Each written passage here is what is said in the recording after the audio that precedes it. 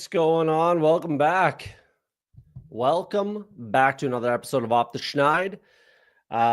It is Friday night. Sounds like it's Saturday for Stephen Hines. That must be nice. You in Asia or Australia, something like that. We're living the retired life. Jealous. Love it.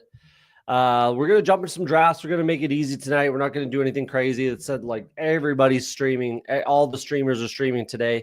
So I think Fantasy Dog Pound's live right now. FanSpeak is live over there on their giveaway and all that stuff. PPR Tyler, I think, is still live right now, just wrapping up. Putt Daddy, what's happening? Good to see you. But we're going to rip some drafts. That's pretty much all we're here to do tonight. We're not going to get too cute, nothing crazy. We're just going to have some fun, rip some drafts, and have ourselves, if you're partaking in an adult beverage, now's the time. This is a Golden Pheasant, which is a Slovakian beer.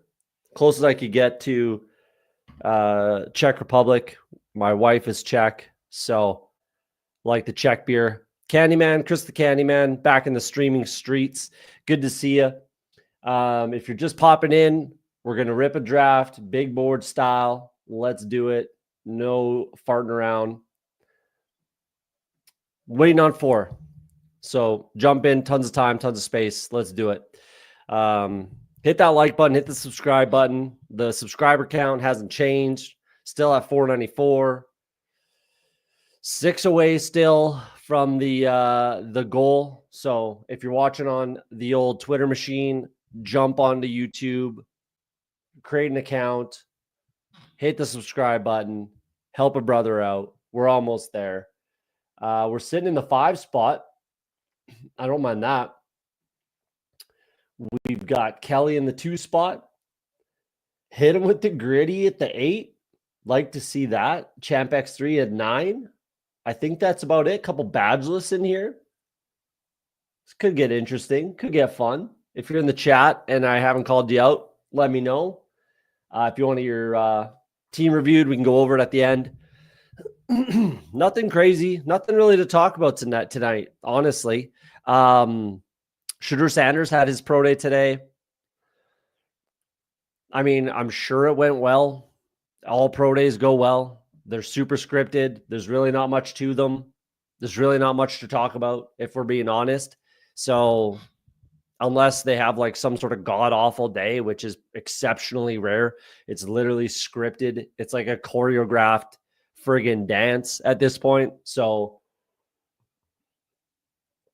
the more telling thing about a pro day is who attended, who is there.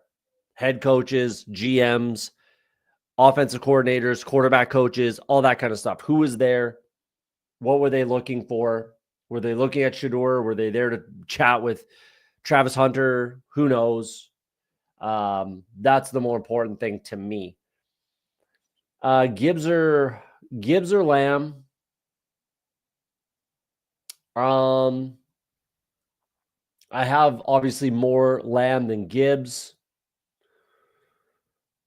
Probably doesn't really matter as far as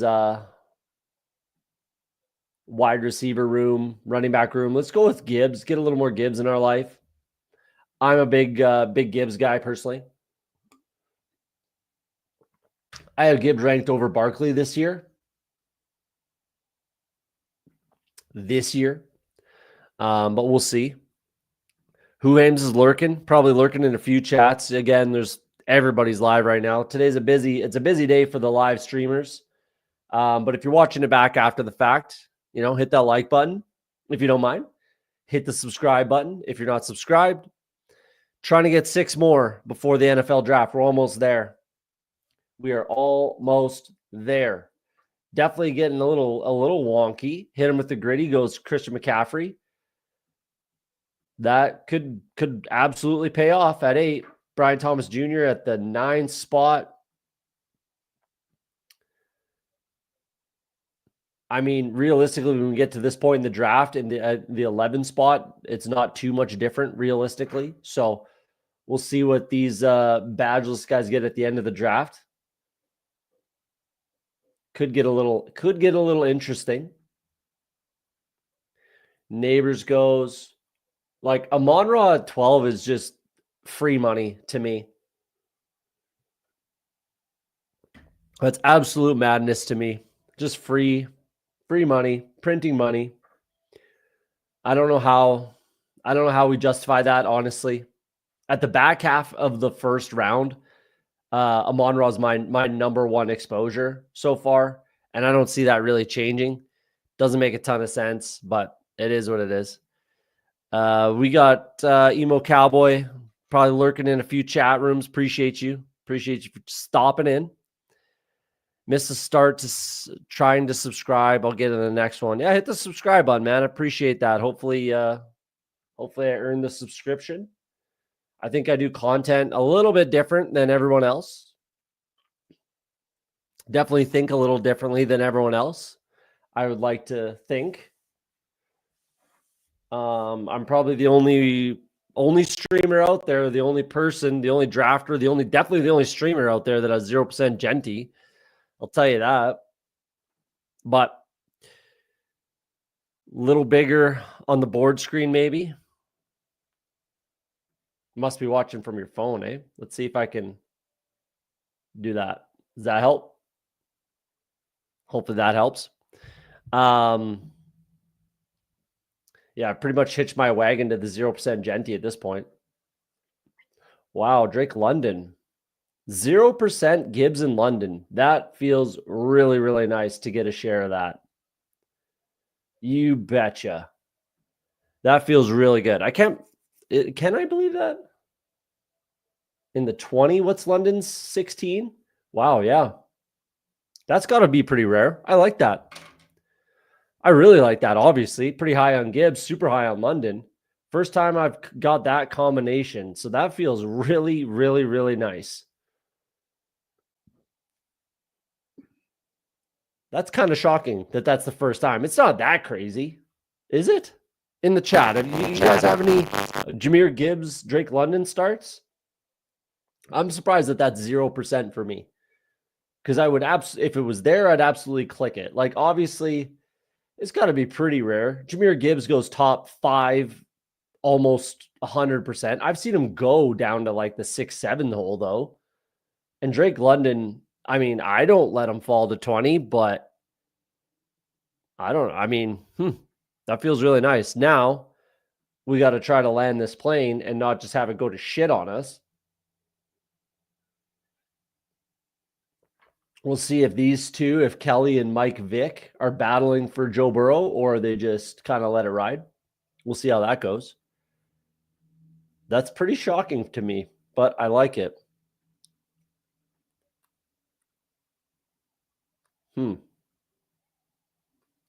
0% Drake London with Terry McLaurin. Well, no better time than the present. Let's make that happen with Jahmyr Gibbs as well. That feels really nice. I like the start, obviously, a lot. I'm really high on Drake London, pretty high on Terry McLaurin, very high on Gibbs. And to get that unique start at this stage of the game, I think I only have 20. I don't know. I guess I could have looked when you got in here, but 23 or something like that left. 23 bullets. I'm trying to hang on to as many as I can, but we'll see how that shakes out. I have one more bigger and one more biggest board. So I'm trying to draft those off stream, give myself a little bit of EV, but we'll see. Or the 12-hour live stream. I might save those for the 12-hour live stream and take it from there. Would I be comfortable with Goff, Penix, QB room, come BBM, or still going 3? No, come BBM season, I'd probably be fine with that, with just the 2. Like, I've been trying to like nail home, like at this point, my entire brand, my name, my entire brand, like people that I haven't even seen before somehow know that I'm like a Genty fader. Not that I hate Genty, it's just I don't like the price. But people that I don't even know, haven't seen their name before, in other streams and stuff like that. It's like my whole brand, my whole name has been linked to the 100% Genty fade.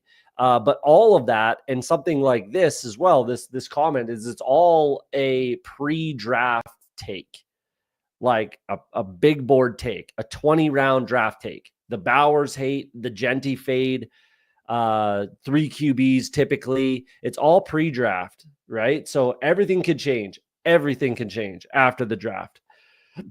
But it's kind of funny that whole, it's just like my whole, there's gonna be a lot of receipts for this year, which is sweet. That's good, I guess, or could be bad. I don't know, but we'll see. And yeah, I don't know. It's just kind of funny that my whole, the whole brand is kind of linked to Genty. But I mean, I was 0% Tony Pollard 2 years ago, and that worked out when he was a first round pick. That worked out for me. I was 0% Marvin Harrison Jr. last year, both in the first round. So Tony Pollard was a first round pick 2 years ago, right? Somehow when he's still in the Cowboys, 100% fade. That worked out very nice. Marvin Harrison Jr. as a rookie last year, that worked out very nice. 0% on that. And then this year for me, it's Genty. So we'll see. we will see. I would have definitely taken Breece Hall there. I'm going to bring in Rome Odunze. I really want to make sure that I'm basically at 20%. I could do the Zay Flowers thing, but I want to stick with the NFC. So let's bring in Rome Odunze. Pairs up with Detroit. Makes a lot of sense. I dig that. Did I catch the stream on Spags Hopper and Overzet on what it takes to make it a couple days ago? Yeah, I did. I had a few comments actually in that chat that I thought made sense to the chat. So you'd have to look at the live stream. I was watching it live, and I had a couple of comments in the live stream. That was where it happened, where I commented and someone said something that I'd never seen the username before, and someone said something about my 0% Genty, and I was like, I don't even know who that guy is, but I don't know how he would know that about me. But I mean, maybe he lurks in my chat. I don't know. Maybe he's seen my show, but never said anything. I pretty much recognize all of the usernames, and if I don't, then I will say like, hey, thanks for joining. I mean, I'm sure you've heard me say that before. But that guy, I'd never seen that name before, so I thought it was kind of funny that I've just, it's kind of funny. It seems like people that don't even know me or have never seen the show, or maybe they have, and I just don't know. I don't know. But they're commenting on my 0% fade, which is good, I guess, or bad. I don't I don't really know if it's good or bad, if I'm being honest, but it is what it is. We're going to stick into the NFC. I'm not doing Ted McMillan here. I'm going to bring in, it's either Godwin or Olave. Let's do Olave. No, let's do Godwin. Let's get some more Godwin. I only have 2% Godwin, and I don't think that's entirely necessary to fade him that much. And it pairs up with Atlanta. It was either going to be, either way, it's an NFC South team. It was either going to be Tampa Bay or New Orleans. So let's mix in Chris Godwin here and just continue to get unique. I've been preaching that for, weeks now, is let's just make sure we get unique, try to be unique, be unique to your portfolio. And let's just continue to go down that route. Only thing certain is change. Yeah, exactly. 100%. Like everything is going to change after the draft for not just me, for everybody. And it should for everybody. If your process stays the same, you got a flawed process, man.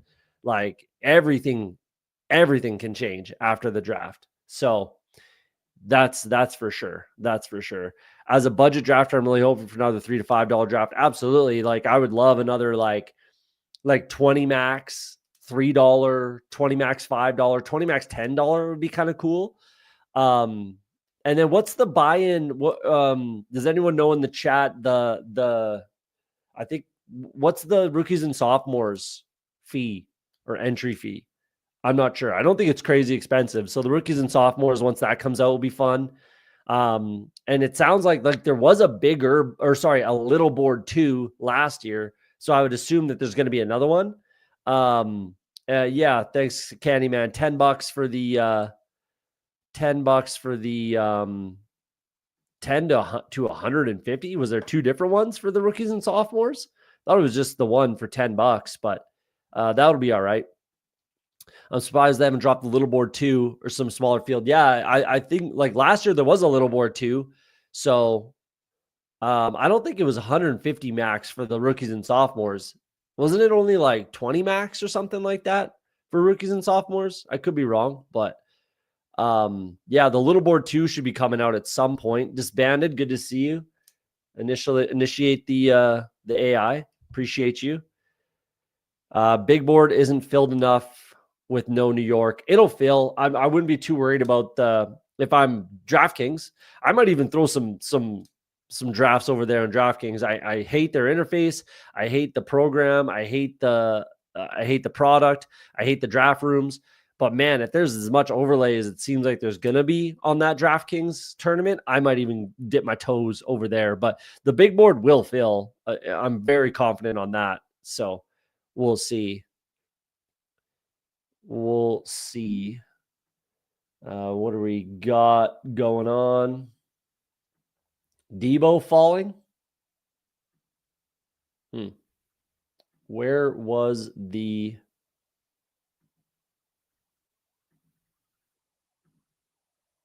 Oh, there goes Debo. Okay, that's fine. That's good.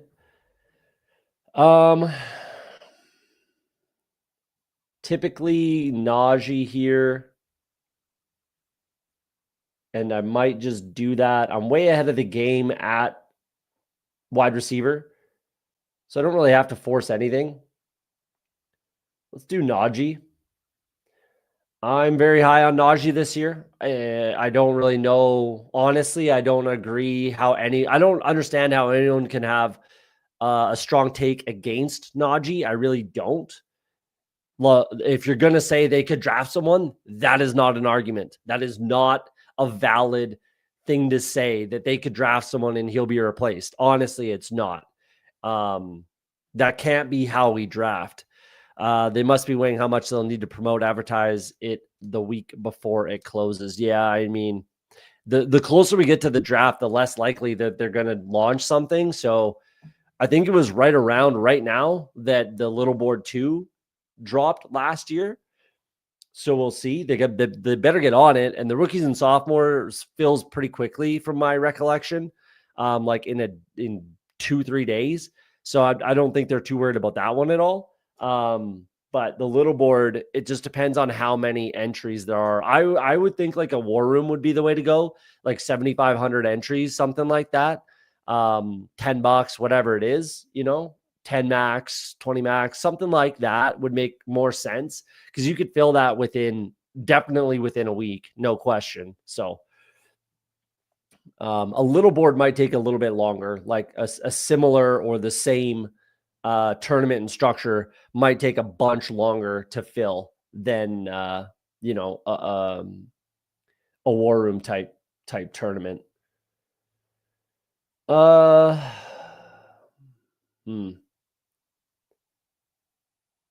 Let's go. Let's bring in a little Tyrone Tracy, just kind of right at ADP. I think this is the only type of a build where it makes sense. And I do think that he's kind of locked down a role. Even if they draft, like, let's say Quinshon Judkins in the second round, I still think Tracy has a role.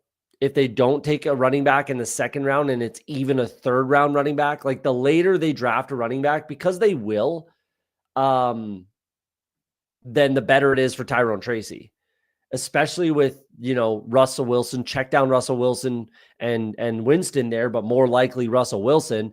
Like, give me a little more Tracy. What am I at 2%. Yeah. Like I'd like to get that to like 4, nothing crazy. I just would like a few more shares of Tyrone Tracy. I'm quite certain that he's going to have some kind of a role.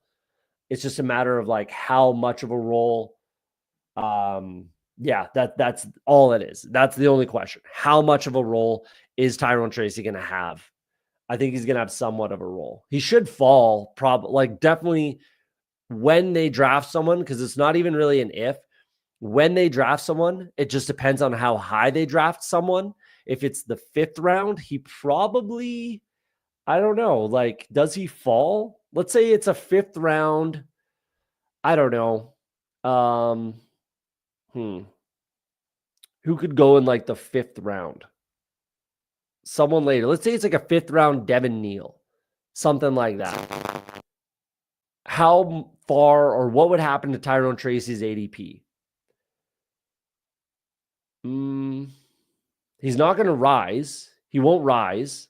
That's almost for sure. Does he fall below like Tony Pollard? Does he fall below Aaron Jones? Warren, similar conversation as the Tyrone Tracy take.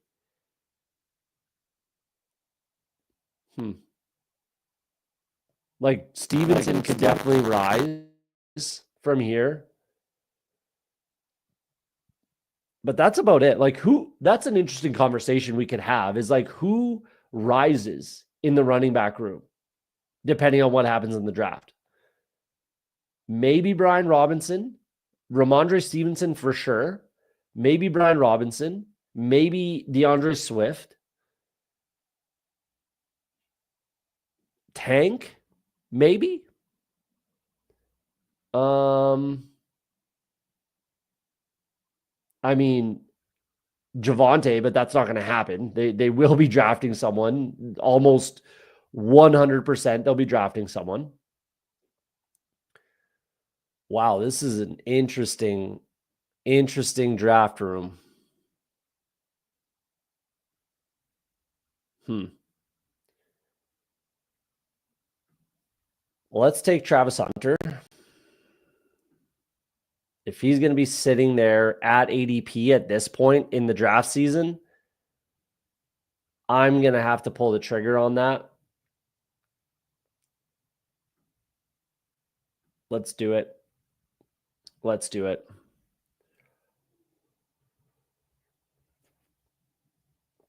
Definitely a gamble. That's definitely a bit of a gamble, but we're going to take that gamble.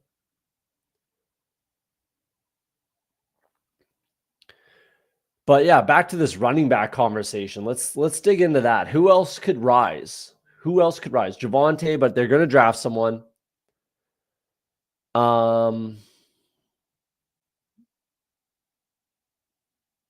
Man, Ovechkin just tied Wayne Gretzky. That's awesome. Jerome Ford. Jerome Ford should be higher than he is now, but he could absolutely rise. Absolutely. That's probably it from there, realistically. Like everyone else is either like 1A, 1B, has a role, might have a role, whatever. I don't think there's any more running backs that could realistically rise from here. So does that mean that we should be targeting some of these backs? Maybe. Maybe it does. Like Tracy can't rise. Yeah, he can't rise. I guess unless they don't draft anyone, which I highly doubt. So I suppose he could rise. It's just exceptionally unlikely that he does. Najee, I think rises. If they don't draft a running back within the first, again, 5 rounds for the Chargers, give me Najee over Joe Mixon, especially if the Texans draft like a Brashard Smith or something that they're linked to and he's local. Then give me Najee, no question. I mean, I'm already Najee over Joe Mixon, no question. Let's bring in Caleb. That was the risk I was willing to take. And then James Conner, he goes ahead of, in my opinion. I just took him ahead of him. If they don't bring in anyone, he goes ahead of David Montgomery. He goes ahead of Joe Mixon. Depending on what happens to Henderson in the draft, Najee goes ahead of Chuba, in my opinion. If they bring in like a 5th, 6th round running back, that's an interesting conversation. Is what happens to some of these running backs, and maybe that's something we should talk about more on the next episode, which will be not for a few days. That's why I wanted to make sure. I know there's a ton of streamers ripping tonight, but I wanted to make sure to get in a draft because, I wanted to get in a stream because I won't be able to stream this weekend or next weekend, but throughout the week, next week, we'll be streaming for sure. But that's something worth digging into and talking about, is what could happen to some of these ADPs for running backs and wide receivers specifically, like an if-then conversation. If, X running back or any running back is drafted within the first 3 rounds or outside the first 3 rounds, what happens to, the incumbents ADP? Pacheco could rise. Yeah. Yeah, absolutely. If they don't take, I agree with this 100%. Pacheco could definitely rise. That's why I was the Pacheco Huckleberry when he was going in the 120s, and right around here, the 116, the 10, 11 turn. I'm not sure what his 80, like he went pretty high in this draft over here. 97. He went, what's his ADP? ADP is 106. Mine is 101, which isn't too bad, but he's definitely fallen. So if the scenario Little Miss Brady there mentioned, if he is going to be healthy, I'm not worried about that. But if they don't draft anyone before the 5th round, then where does he end up going? That's a good conversation. Probably, right around the Warren, potentially Tracy area. Yeah, back into the, 80s, 90s, 80s, right? Something like that. That might be something we dig into and talk about a little bit on the next episode. That's definitely worth chatting about. What happens to ADPs for both wide receivers and running backs? Digging into it a little bit more. I've been working on my mock draft. It's not easy. There's a lot of, realistically, I'm pretty locked into the top 5. The draft is really going to get wonky when the Raiders pick. Are they picking Genty? I don't know. I'm pretty confident that they're not picking a quarterback now with the money they just threw at Geno. It doesn't really make sense for them to pick a quarterback at 6. I still think that they could pick a quarterback, but not at 6.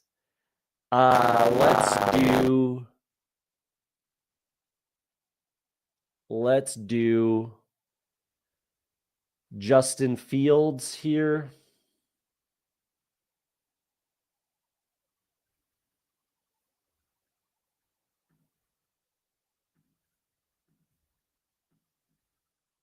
Let's do Drake May. On the outside chance that Travis Hunter ends up with New England. Let's do that. Like, realistically, side by side, Justin Fields, Drake May, super close regardless, especially the rushing ability. Drake May had 400 rushing yards and 2 touchdowns in 9 games, something like that, like half a season, 10 games, something like that.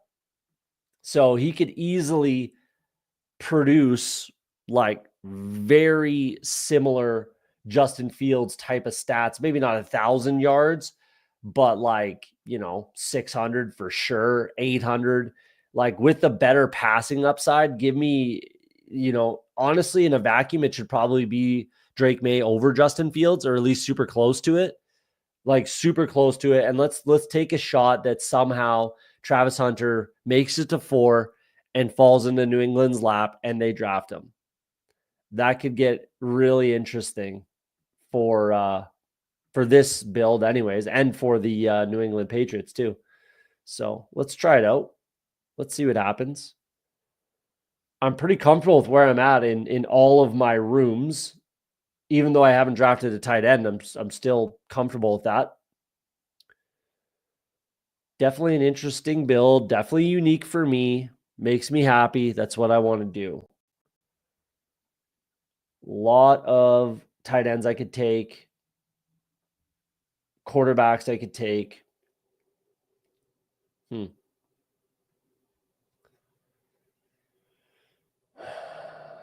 Interesting. Let's go with Tucker Kraft. Pair him up with our Detroit, Chicago. Let's do that. And just NFC in our wide receiver room. NFC, a lot of NFC. That's kind of obviously what I'm focusing on. I like Tucker Kraft a lot. Let's bring him in. Make it make sense. And let's see what happens. I'm liking this draft, though. I'm liking this room. It's an interesting room we've got in our hands here. Definitely a little different. I'm excited to look at the other teams in the draft. So we got Kelly 1, Hitting with the Gritty 2, Champ X 3. Mike, if you're in the chat, let me know. If you're not, then I won't look at your team. Hit him with the Gritty. Let me know if you're in the chat. So a couple teams to look at. We're going to rip 2 drafts tonight, though. So no rush. Take your shoes off. Relax. We're going to rip 2 since it'll be a few days before we stream again. Nice. Well, appreciate you coming in. We'll take a look. I'm excited to see everyone else's teams as well, because this is an interesting room. It's a little bit of an odd room, and I kind of like that. I really like that. Obviously, it's fun to have a different, pairings. Like already this team is super unique for me, which feels really nice. I really like that. I've been preaching it for weeks. That's all I want to focus on, is getting unique for my portfolio. And the Gibbs London start, that is really fun. First time I've had that. That's really, really fun. I like that. Terry McLaurin. I like this build a lot. And I don't have to force anything. Even in the quarterback room, like Caleb and Drake May, pretty thin. Probably should bring in a third quarterback, but I don't have to. Like, it's not completely necessary that I bring in a third quarterback. Probably should.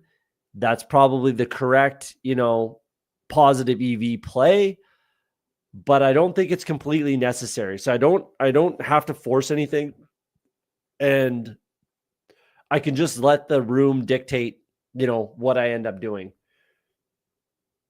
It's really easy to backstack Drake May with lots of players, and I've already maybe done that with Travis Hunter. I don't think Travis Hunter makes it to 4. I really don't. But you never know. It's not crazy.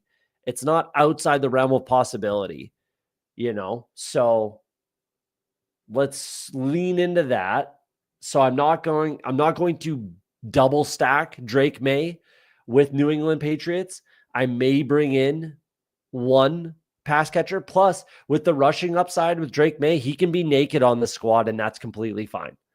So maybe I just do that, and then wherever Travis Hunter goes is where he goes. We'll see. We'll see where that lands. I'm not too concerned about it.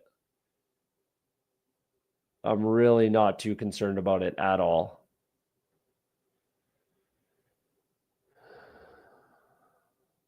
I'll have to look at that, Putt Daddy. Give me a sec on that. Let's just do Penix then. Like, again, if it's going to just fall into my lap, let's just do it. Pair him up with Drake London.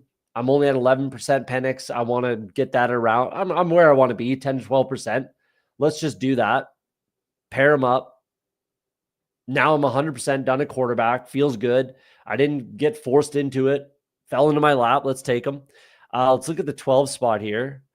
Badgeless. He goes Amon-Ra, Derrick Henry, Jaden Daniels, Devonta Smith, Kenny Walker, Chris Olave, Brandon Ayuk, Tony Pollard, Purdy, Pittman. So he's got Ayuk.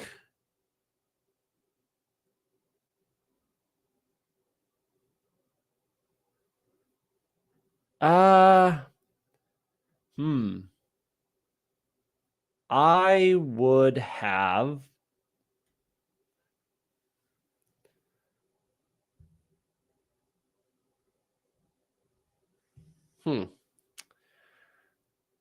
it's pretty washy. It's honestly pretty washy, but I mean, you can make a case for Purdy. Like, it really just depends on how you feel about the San Francisco 49ers offense. I think that they're primed for a bounce back.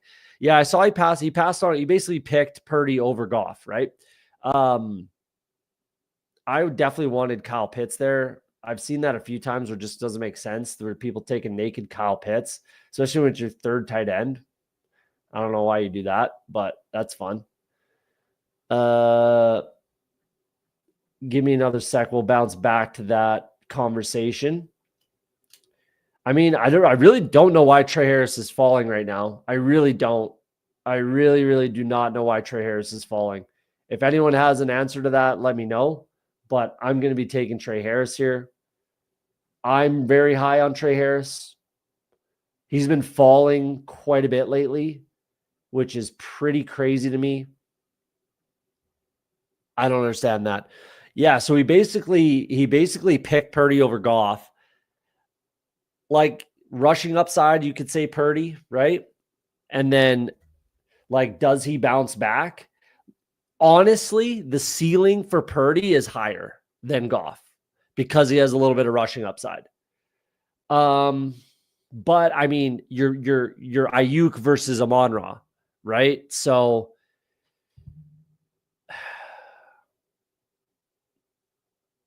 I don't know. I'm okay with either one. Honestly, I'm okay with either one. I don't know if this guy's balancing a portfolio. I have no idea. I'm okay with either one. In a vacuum, take everything else out. In a vacuum, Purdy over Goff because he has a higher ceiling. You know, the higher rushing upside ceiling. And you don't have to have a rushing upside quarterback stack. You don't, right? We all know that. So I'm okay with going down that road with Purdy over Goff. It's super negligible, razor close. And yeah, if you're balancing a portfolio, then that's a whole other conversation too, right? ADPs are the same. You could certainly argue better play caller now in San Francisco, obviously, with Kyle Shanahan and Ben Johnson being gone with the Lions. So yeah, it's razor thin, could go either way. In a vacuum, give me Purdy. Trey Harris could be a pat. Yeah, I don't mind that. So honestly, I agree with that, and that makes me lean even more into the naked Drake May. I definitely wanted Kyle Pitts. Don't get me wrong. I don't know why this guy took Kyle Pitts. It doesn't really make sense. That's kind of why I pushed him. Mind you, I wasn't going to take Pitts over Penix. I thought that Pitts would be there for me. Maybe, I mean, you could make a case realistically that, I don't know, Kelly could have taken him, I suppose, but I don't think she would. This DJ Joe Mixon, he took McBride. You could make a case that he takes him, but again, I don't think he would. So I don't know. I thought he was gonna loop around, but yeah, I'm probably gonna gamble on Drake May naked and then just see if it works out. If it doesn't, I still have rushing upside naked Drake May. That's fine. And I'm kind of this is what that's the conversation, but and then I'm gonna have to just kind of gamble on finding and traders could be a Falcon.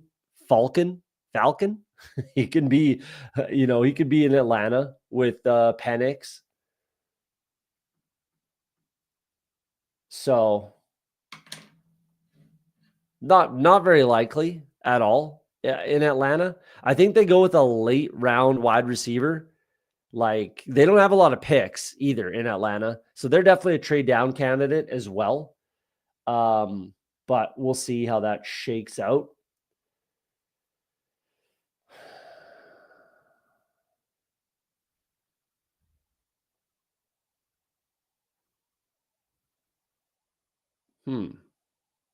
That's early for Brenton Strange, is it not? 14 picks. Very aggressive. Let's do RJ Harvey. I might have taken Giddens. I'm glad he went. That works for me. I need more RJ Harvey. This puts me at about 10%. I want to be a little bit higher. I want to be relatively close to Giddens, but honestly, I'm higher on Giddens than I am on Harvey, but I definitely want enough Harvey because I was not getting him enough when he was going late. So I need to catch up, and it is what it is. Hardman, good to see you. Appreciate you. Anyone in the chat, we're going to rip a second draft after this. So hit that like button if you don't mind. If you're new to the channel, certainly hit the subscribe button, especially if you appreciate the content. Hopefully you do appreciate the content. And we're getting closer, 494 still. Hopefully we can see that move a little bit. 6 away from the 500 subs, 12-hour live stream. But yeah, I need more Harvey. Back to that. Need more Harvey, and I need to pull him up. I got to pay the price. It is what it is. I need to take him. And I'm prepared to do that. Quarterbacks are kind of slipping. Kelly brings under third. There goes Cole Kmet. I pushed him around just hoping he would be there. It's not the end of the world. I'm not going to force it. If someone wants to take Cole Kmet, be my guest. I knew there was a chance he could go, but it is what it is. So I still need another 2 tight ends at some point. Let's bring in Jalen Knoll. I love Jalen Knoll. I'm a big Jalen Knoll guy. I want to make sure I'm over 20%, no questions asked. So let's bring him in, especially with this start. The 4 quality vets, steady veteran wide receivers. Give me some high upside rookies. Tucker Kraft in my tight end room needs a little work, obviously. Running backs are in a good spot. Done at quarterback. Definitely happy with the build. It's a little different. I like it. It works. Both good, could rise a lot. Harvey and Giddens, I'm assuming you're talking about? Yeah. I would agree with that. I think I had Giddens. I think I pegged Giddens for the Washington Commanders is the fit that I thought when I was doing my tape study.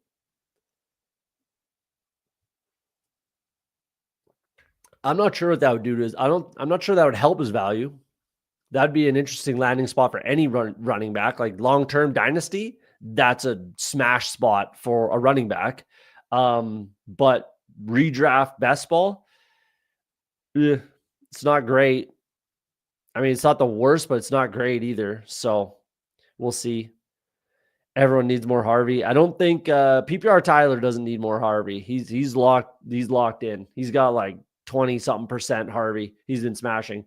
But then you give up the Giddens, right? So like that's something that we've kind of been yin and yanging and ping-ponging all kind of draft season. Like at the start, it was Trevion Henderson and Caleb Johnson and Amarian Hampton, right?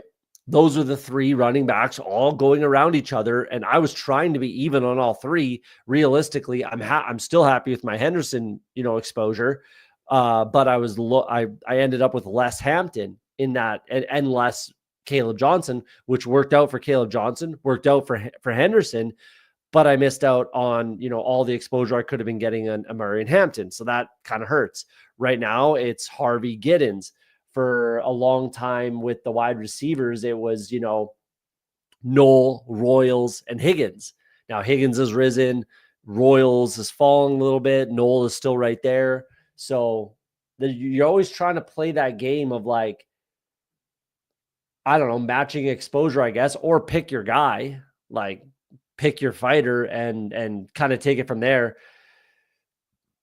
So even like even with veterans, it works with anyone. It's kind of an either or. Tight ends all the time, right? Where it's like, right now, Freiermuth, Otten, Komet, even Ertz, Gesicki, all these tight ends go all in the same kind of area. And it's like, I want enough exposure to all of them. And I'll get my exposure when I have them stacked with the quarterback, obviously. But it's where do I get them naked? When do I take them naked? Where do I get them naked?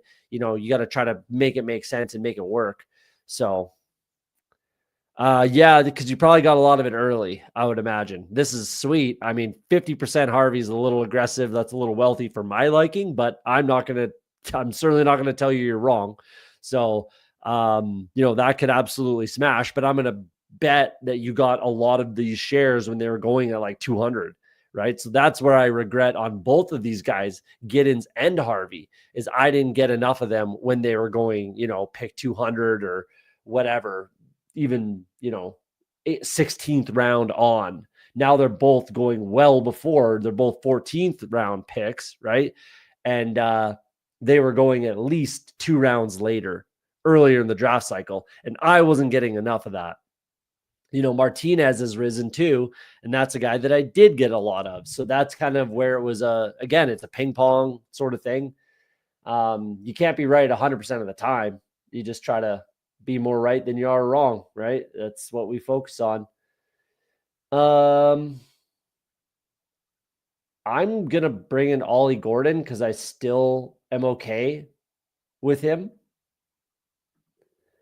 And I'd like to get, another rookie in here.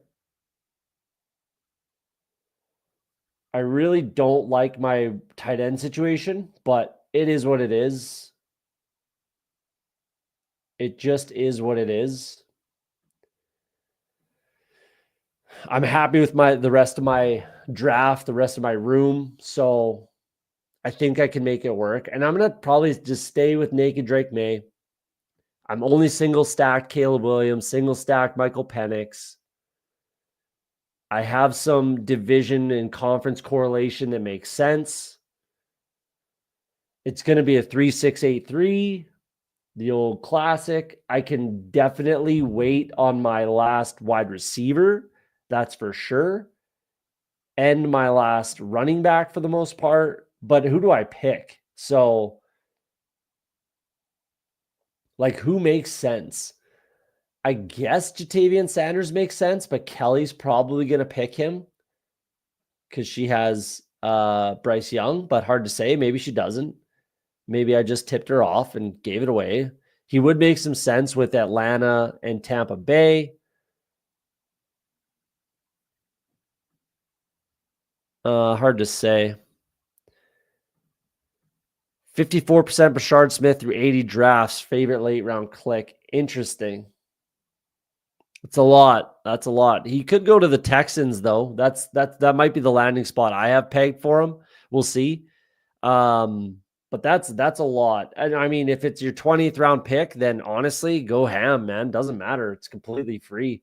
Do whatever you want. Let's do Juwan Johnson instead. Same story as Jatavian Sanders, even though it's some exposure, and he's way more likely to be the starter there. Well, I mean, I like Jatavian Sanders, but Tommy Tremble's still there. So give me some Juwan Johnson. Let's do that. If you're going to take a stand, honestly, do it in the 20th round. It's pretty low risk. You're not going to burn half your teams. You can have a dead Bashard Smith and it won't kill you at all. So I don't despise this. I mean, I wouldn't do it personally, but I'm not going to sit here and say it's a bad strategy or you're wrong. Yeah, I had Harvey at 65% early. There you go. Das Brew Crew, what's happening? Good to see you, man. I like Higbee for a late floor guy. My big concern with Higbee is it was very well known after the fact, which really killed me because I had a bet on the Rams to draft Brock Bowers last year in the draft. I think it was $50, I believe, off the top of my head, which was a pretty substantial bet actually when it's pretty unlikely. and I had it at like 29-1 or something like that, which is amazing odds, obviously. And then it rose up. I could have cashed it out for a profit, a nice profit, but I didn't because I thought, and doing some research, looking into it, I thought that that's what they wanted. That's what they needed.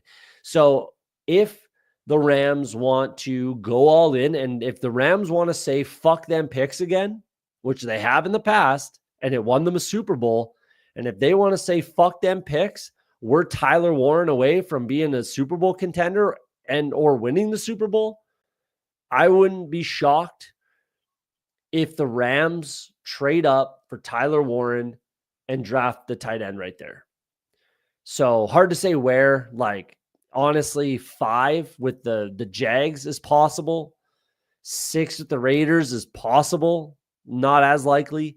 7 with the Jets. 8 with the Panthers. I think a lot of teams are going to want to trade back. How many are going to be able to accomplish it? Probably not very many. I think there might be like a handful of, like, before pick 20, I think there might be 1 or 2 trades in the NFL draft, 1 or 2.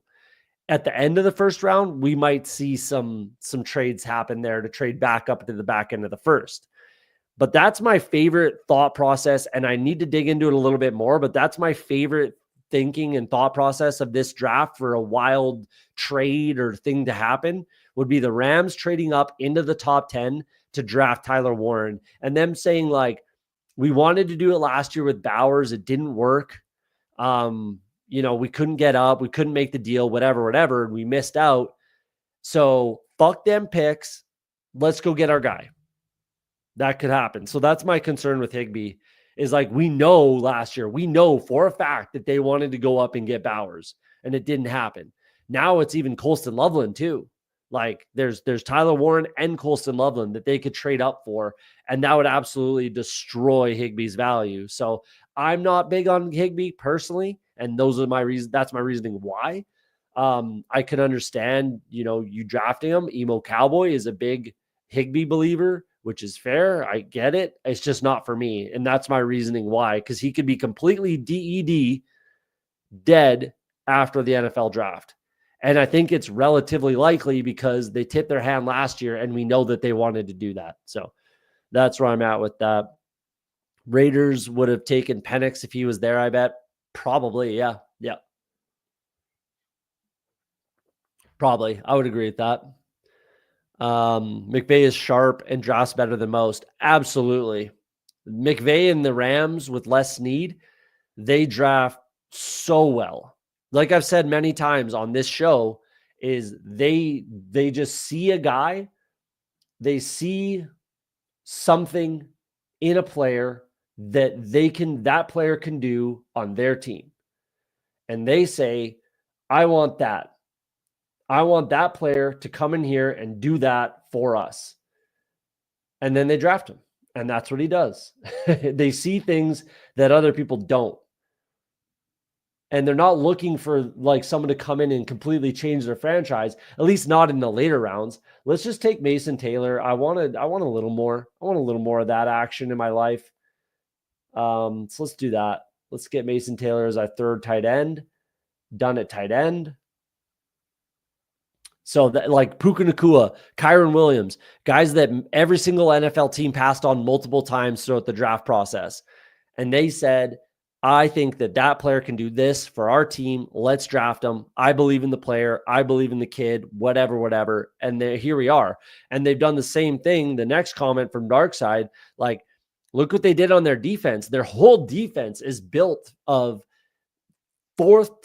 except for like Verse and, a couple other players here and there. But for the most part, it's like 4th round guys and on, all the way to undrafted free agents, everything like that. Like, not only do they see certain like traits in players that it's like, this is why we're drafting you, to do this, and that's it. We don't need you to do more. We don't need you to change our team. We don't need you to be an every down player. We don't need you to do everything. We need you to do this.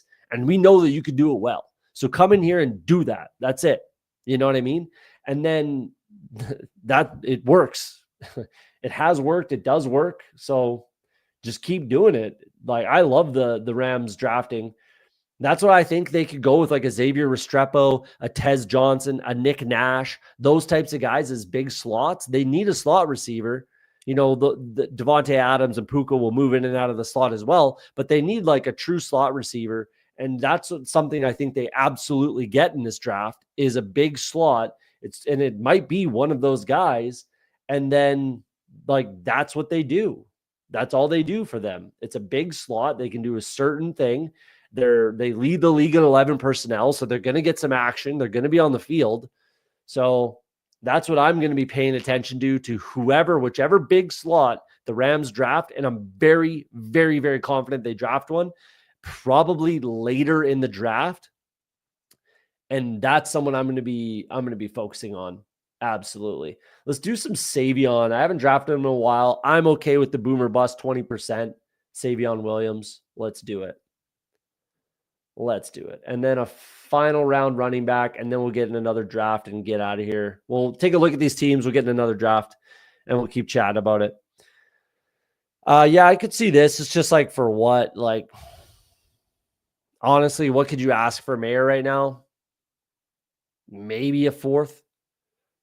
Maybe. So it won't be groundbreaking. We'll see. I could see it happening, but it's not going to be earth-shattering.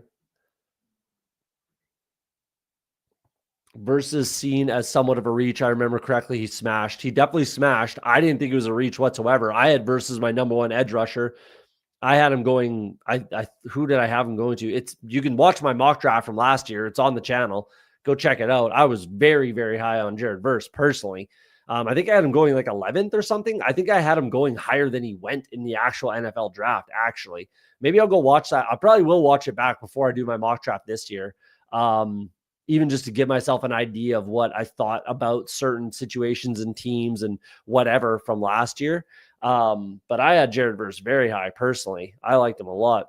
Restrepo and Ward staying together would be dream landing spot. I mean, in Tennessee, yeah, that'd work out. They need it. Tennessee certainly needs wide receivers. And it's just weird. I mean, I'm not sure where Restrepo goes anymore. Like, I don't know. He might fall to the 4th, 5th, maybe. I think that's a steal if you get Xavier Restrepo that late in the NFL draft. I really, really do. But yeah, I mean, he could definitely go there. I like him to somewhere like, the Rams. I think the Rams draft one of Restrepo, Tez Johnson, or the guy I actually probably like the most is Nick Nash to the Rams. I think Nick Nash would be an absolute smash for the LA Rams personally, as that big slot. But Kelly, no worries. We won't look at the team then. Do you like it or hate it? Let me know. Do you like it or do you hate it? Good evening. What's up, man? What's up, Steven? Good to see you. Nick Nash is such a McVay guy. 100%, man. 100%.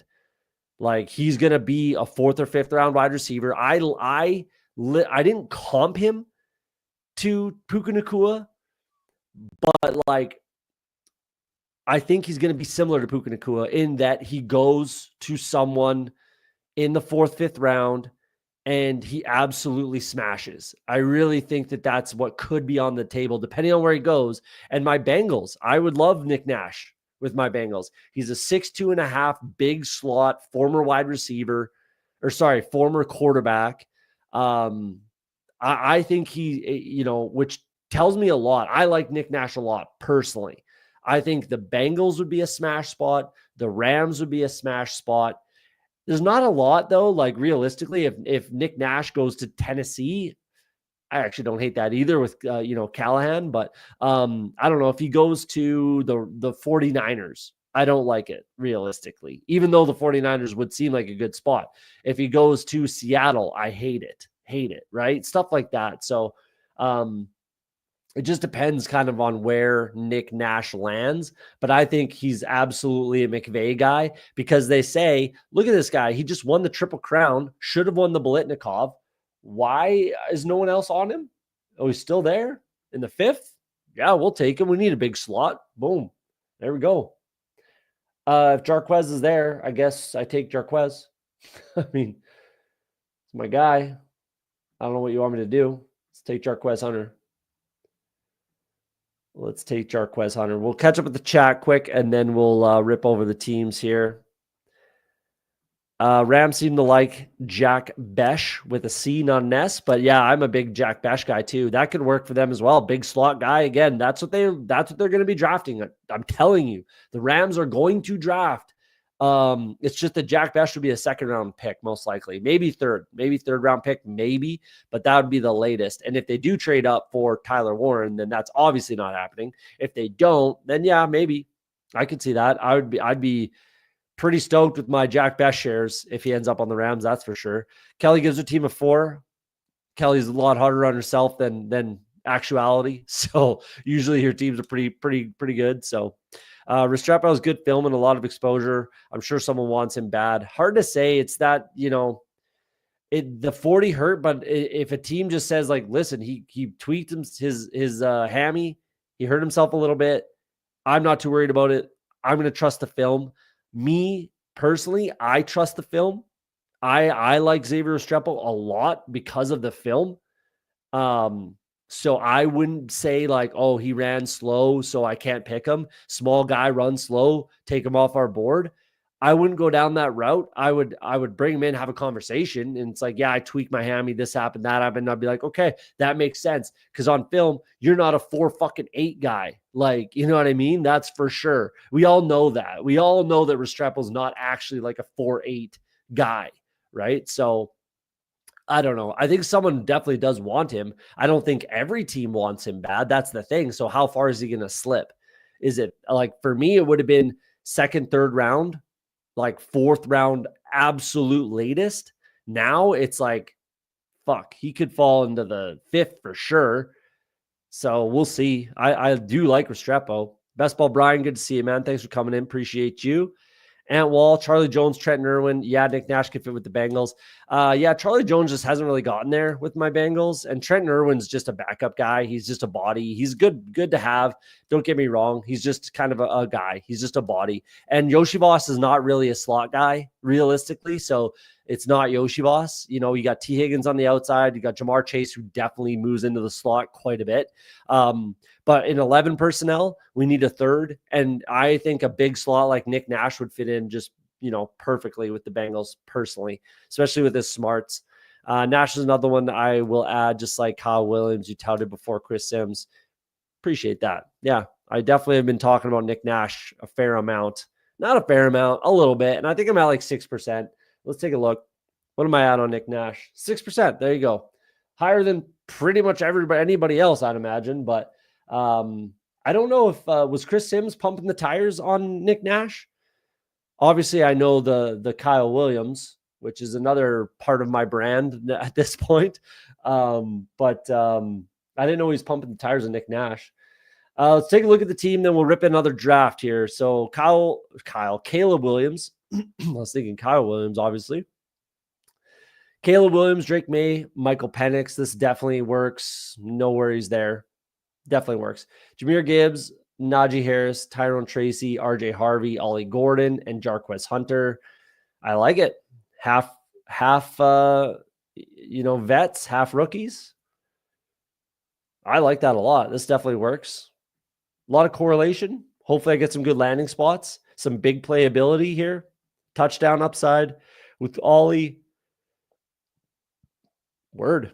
Give it to me. Drake London, Terry McLaurin, Roma Dunze, Chris Godwin, Travis Hunter, Trey Harris, Jalen Knoll, and Savion Williams. Again, half and half. Half rookies, half veterans. I don't mind that. It's interesting. I didn't plan on that. I didn't do it on purpose, but that's kind of cool. I like that. Tucker Kraft, Juwan Johnson, and Mason Taylor. I like this team. I really do. Definitely a little different.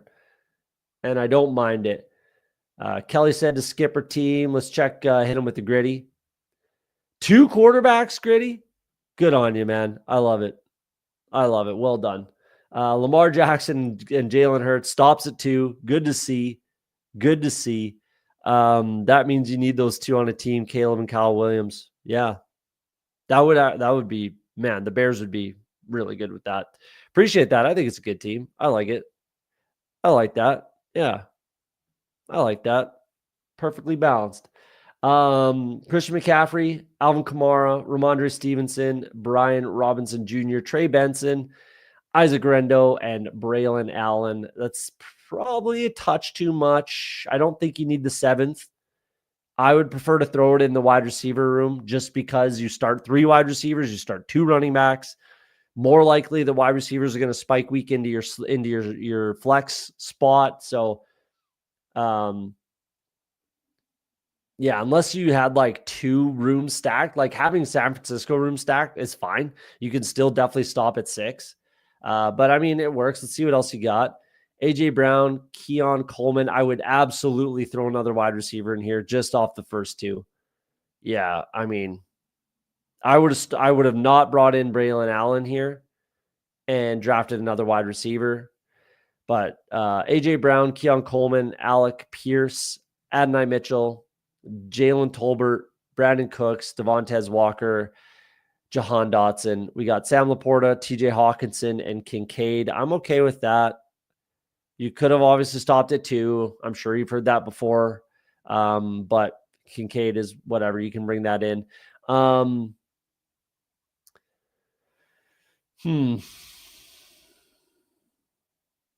just not sure how. I've seen people do this before, and I don't really get it, how Pierce and Mitchell play together. Like, I don't want to be betting super heavily on the Indianapolis Colts offense personally. Like, you bring in Dalton Kincaid and Coleman, I'm fine with that because it's a very good offense. Like, banking on like the 3 and 4 option on a somewhat subpar, not necessarily, like, realistically not a pass first type of an offense. I just don't think that makes a lot of sense personally. I don't mind the Devontae click. I have a couple shares of Devontae Walker. I'm not picking Jahan Dotson personally. It's just too low volume of a passing offense. I just would have 100% brought in one more wide receiver for Braylon Allen and maybe a couple different clicks here and there. I think it's honestly, like, I know Gritty gets a lot of shit, but I think that this can be a viable strategy. Like, I've been pretty firm on there's a lot of late round wide receiver value. I really do. So I mean, this is a bit aggressive even for me, but you have your process and you're doing things differently. I think it can work potentially in the right room with the right build, with the right quarterbacks, all that kind of stuff. Let's check out Champ X3. Look at that. Yeah. Kelly thinks I'm sleeping on Indy. I mean, with Jonathan Taylor in there, they're going to be a run first type of an offense. If I'm sleeping on Indy, then I'm going to be asleep at the wheel, I guess. Like, I guess I'll wear that if it happens. Check the 3 spot. Yeah, I'll check that out. We'll rip this one first. We'll check Champ X3, then we'll check the 3 spot for you. We got Bo Nix and Justin Herbert. Stop at 2. I don't mind that. Obviously divisional. So let's see where that goes. Kyron Williams, Chase Brown, Trevion Henderson, David Montgomery, Jerome Ford, Damian Martinez. I really like that room a lot. Stopping at 6. I dig it. I like that a fair amount. Yeah, I like that a lot. Brian Thomas Jr., Lad McConkey, Jalen McMillan, Marvin Mims Jr., Quentin Johnston, Dontavion Wicks, De'Ami Brown, Andre Yoshivas, and Trey Tucker. I like this a lot. Double stacked. The Chargers, Marvin Mims, single stacked with a rushing quarterback. Don't mind that with Bo Nix. That's fine. Trey Tucker's a bring back for both, so I don't mind that at all. Bank on the Jacksonville offense. Don't hate that. Yeah, this is good squad. Very good squad. Isaiah Likely, Brenton Strange, and Tyler Conklin. So triple stacked Chargers. This will work Might end up being a little thin. We'll see. Obviously, likely is kind of the handcuff backup, whatever, but tons of value on that. So I don't mind the click whatsoever. Brenton Strange, I mean, brought him up, but he might end up being like the number one quote fingers tight end on this team. Conklin could get replaced realistically pretty easily.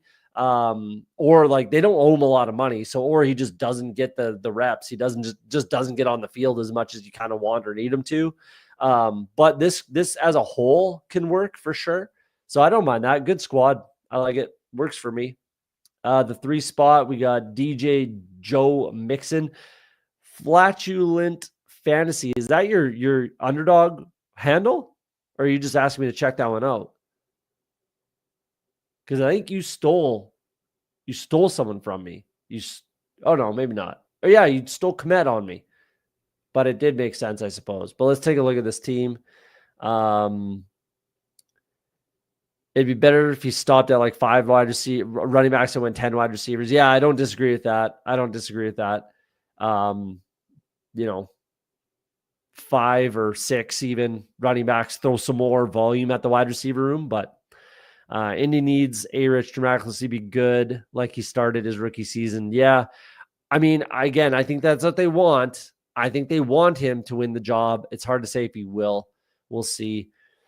60% Mitchell, 38% Pierce after 111 drafts. I mean, that's a vibe. Yeah,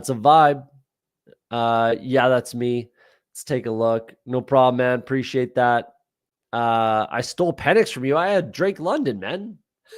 How did I steal him from you? Did you take Mooney thinking you're gonna get him, or Bijan? How did I steal Penix from you, bro? Mooney? I had Drake London, man. Justin Fields, Geno Smith, Cam Ward. That'll work. Little thin, definitely a little thin. Don't think I'm breaking any ground telling you that, but Barkley, Bigsby, Javonte Williams, Eckler, Justice Hill, Jaden Blue. That's a little thin for me as well. The wide receiver room must be pretty jamming. Well, let's take a look. Garrett Wilson, Jameson Williams, Cortland Sutton, Jacoby Myers, Ricky Pearsall, Cooper Kupp, Darnell Mooney, Nick Westbrook, Akine. I'm not a Nick Westbrook Akine guy, but that's fine. I can understand it. Who are the quarterbacks again? Geno and Fields. We got a Conquo with Ward, Myers with Geno, Justin Fields with Garrett Wilson. I like that. Like if it were me, I would have went McBride. Like, don't do whatever you want. I'm not saying this is the right way to do it, but if it were me, I would have went Trey McBride. Obviously, you did that. That's fine. That's a good click. Chika Conquo makes sense with what you did with Cam Ward. I would have brought in Jeremy Ruckert personally to double stack with my Justin Fields and Garrett Wilson, just because like it's Trey McBride realistically or bust. Like obviously I wanted Cole Kmet, so I'm saying that, but that's still just what I would have done. I mean, Jameson Williams, Cole Kmet pair. So that's all good. I mean, I would have done some things differently, but it can work. It can definitely work. Barkley just frees you up for a lot of things. So it's fine. As long as Barkley's Barkley of last year or close to it, this should still be fine. Justin Field, like this is thin. I think you know that. The quarterback room is thin. Wide receivers are fine. Tight ends are very good with McBride. Komet's good. Conquo works. It's going to come down to Justin Fields. This whole team is going to come down to Justin Fields for you, realistically. So we'll see. We'll see how that happens. Yeah, I don't think I stole him. Again, you got to look down the draft board. Who drafted who? Like if you're drafting, the Cincinnati Bengals, you got to look for the Jamar Chase drafter, the T Higgins drafter, right? Same thing with Atlanta. All these teams, like you got to keep an eye on who went where. I respect the 80 call. Yeah, What's a scary statement? That, the team relies on Justin Fields? That is kind of a scary statement. Yeah, it is. Let's jump into another one. If you guys want to draft again, we're jumping in another big board. We're waiting on 9. Tons of space. The water's warm.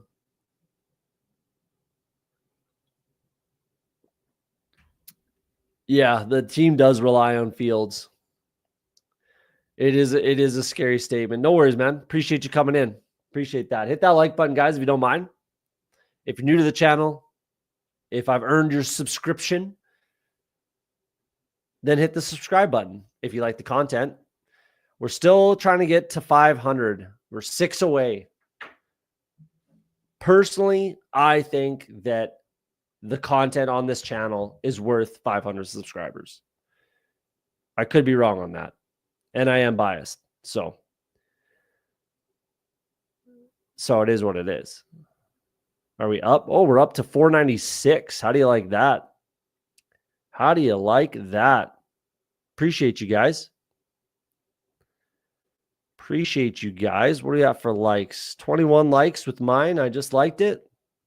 Appreciate you guys for popping in. Friends and family draft. We got a friends and family draft. Champ X at the 1. Little Miss Brady at the 2. Kelly's at the 3. DMH at the 6. We got Antwall at the 12. Let's hope we don't just snipe each other left, right, and center. Let's try to keep it civil in here, team. Let's zoom in a little bit. There we go. Help the team out. Help the eyeballs. Oh, it's all good. This is number 3 for me on the day. Had a couple after/during work. Well, it was a work meeting. So, some jobs you can have a couple pints, some you can't. I had a couple. There you go. And this is number 3. So there you go. It's worth more than some of these other channels, that's for sure. Appreciate you, man. Appreciate you. I agree with that. I do. I agree with that. I think I put out some pretty good content. It's not just talking nonsense. I try to give some stuff to actually think about and actually chew on, and hopefully you get value, as in you can make better decisions, draft better teams, some value, not just pure entertainment. Hopefully I'm entertaining. To be honest, I think I provide better value and different ways of looking at things than I do just straight entertainment. If I'm being honest, that's my personal opinion on my content. I don't think it's exceptionally entertaining, if I'm being honest. It's not very riddled, but I guess the Genty thing is a bit of a bit now, but I still believe in it. Yeah, the content is excellent. Appreciate you, man. Be wise and subscribe. I'm drinking Molson is Canadian is it's not even a Canadian beer. It's owned by Coors. It's an American beer, and it's shit. So I don't drink Canadian at all. Labatt Labatt Blue. I like a Labatt Blue. Actually, Molson Dry is not bad. It's just super difficult to find. This is a Golden Pheasant. It's a Slovakian beer. It's the closest thing at my nearest liquor store to a Czech beer. I prefer Czech VAR. Sorry. My wife is Czech, so I drink a fair amount of Czech beer just because it's cleaner. There should only be three ingredients in beer: water, barley, hops. 3 ingredients. And most European beers do follow the Puritan law, it's called, and I would prefer that. So, yeah. There's yeast in this too. So, there you go. Not every beer has yeast in it, but it does, if you know the process of beer. Anyway, long story. But yeah, malted barley and hops. So, it's not bad. I prefer Czech VAR because it's Czech and it's a little bit better, but Golden Pheasant it is for the night.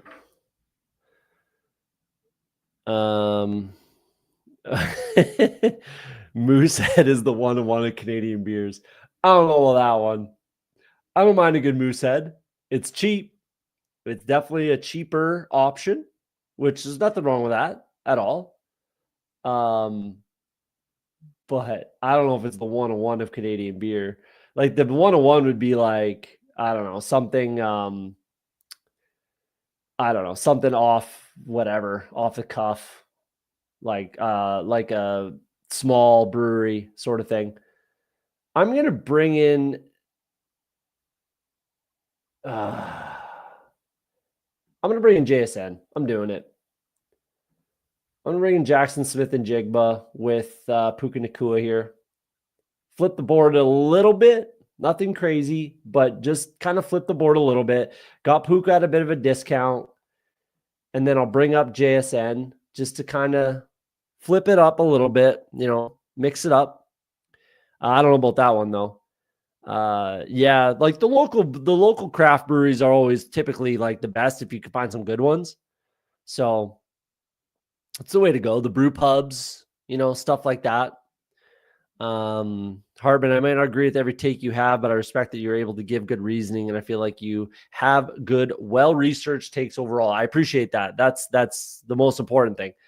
Like if you're just telling me you like a guy because you like him or because someone else likes him, that's what really grinds my gears. Honestly, if I'm being honest with you guys, which I try to always be, what really grinds my gears is when people say, oh, I like him because so-and-so likes him. Or I like him because I heard this and that and the other thing. It's like, okay, you don't think for yourself a little bit? Like, you know what I mean? I don't know. It just kind of grinds my gears. It's like, yeah, you should have your trusted resources for sure, but then like look into it yourself. Like take a look at the tape, take a look at the stat profile, look at the RAS, look at the whatever, like chart it, look at the data, whatever. Like, back it up and then be like, yeah, you know what? That guy is right, or he is good, or whatever. It's it kind of grinds my gears, the whole like, oh, the leg up guys like him, so I like him. Starkin, they're off to a hot start. Let's pull up the draft board. Jeez, what are we doing? Bijan, AJ Brown. I'm not a big AJ Brown guy this year. I like him because Off the Schneid likes him. Yeah. I don't know. If I give you a guy like Kyle Williams, right? I know I was first on Kyle Williams. I know that for a fact. So if I throw out a name like Kyle Williams, what you should probably do is say, I'll go look into him. Not like I like him because Off the Schneid likes him, but like, that's an interesting name. I haven't heard that name. Maybe I should take a look, and if you agree, then draft him. If you don't, then tell me I'm an idiot. We're going to do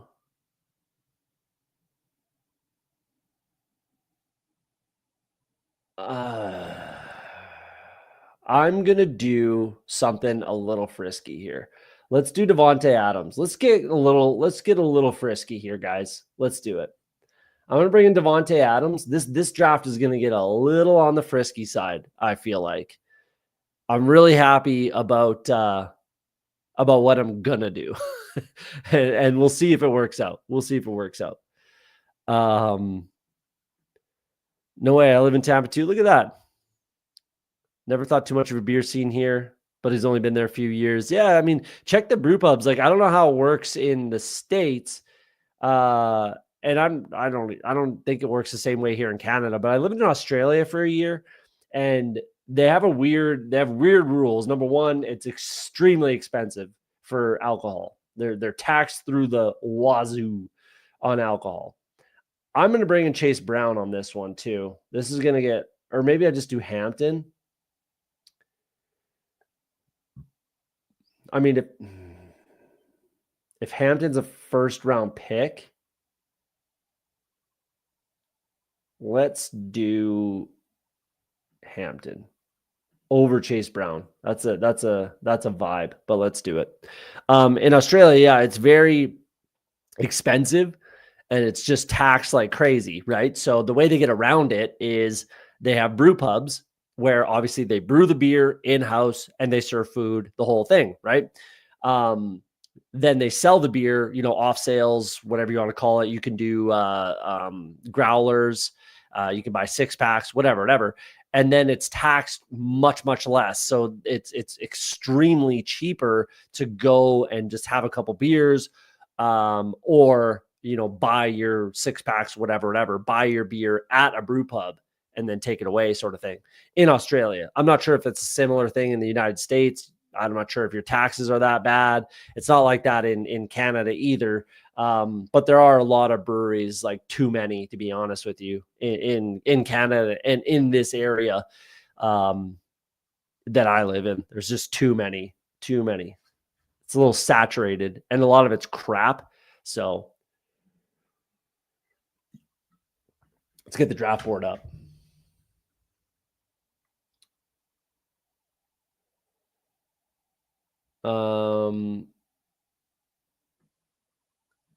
I don't mind that start. Bringing in the Cincinnati with the Baltimore. I actually kind of like that.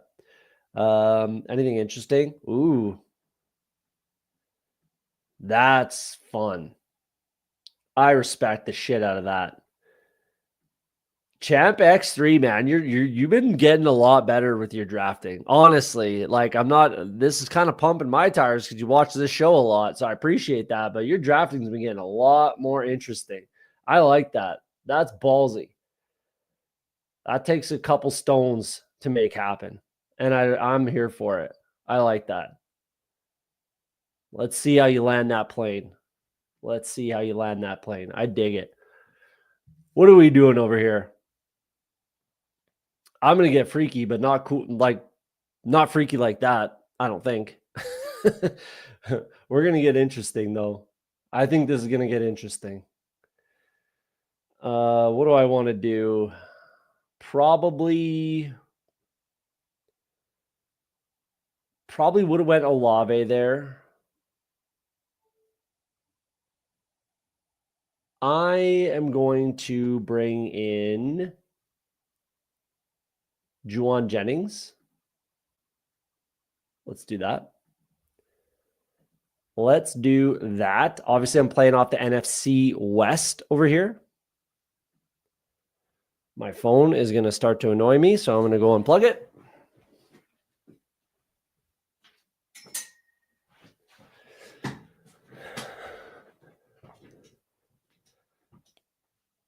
Hidden Springs Ale, eh?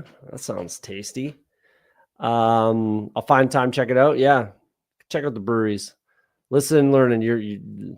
I like it, man. Good on you. Not a lot of people are willing to do that. I've gone this far, but I don't think I brought in Joe Burrow on this one. But I've done this, and I like that. So let's see how you land the plane, my friend. Mon Frere.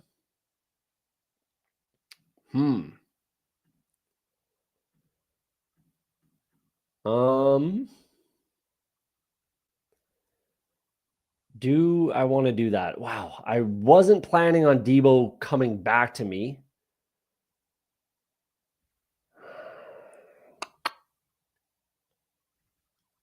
Let's stick to our guns. I'm going to bring in Ricky Pearsall. Stick to our guns here. Maybe Debo's the correct click here. This guy's just gotten two, Chase Brown and then Debo Samuel. That both might have been the correct click for me. And I've given him a gift with both Chase Brown and Debo Samuel.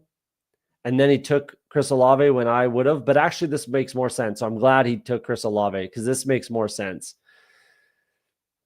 But Debo probably was the correct click there. And honestly, Chase Brown was probably the correct click there.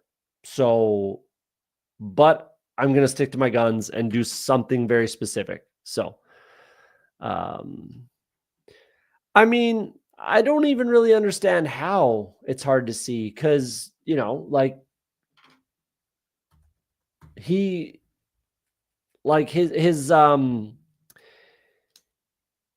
target percentage was like 27% or something like that. He blocks maybe the best blocking wide receiver in the NFL right now. Therefore, they get him the ball because of it. I don't know. I don't know why we just don't continue to not want to believe in Juwan Jennings. I like Juwan Jennings. I'm going to keep drafting him. I'm not going to get up to like 20% or anything, but if I'm at, 12%, which is right where I'm at, like I'm happy with that, especially in certain builds and certain, situations when you're doing certain things, which I am going to be doing something very specific. And hopefully it works. We'll see. So that's kind of, again, I'm not typically drafting Juwan Jennings unless it's for a reason.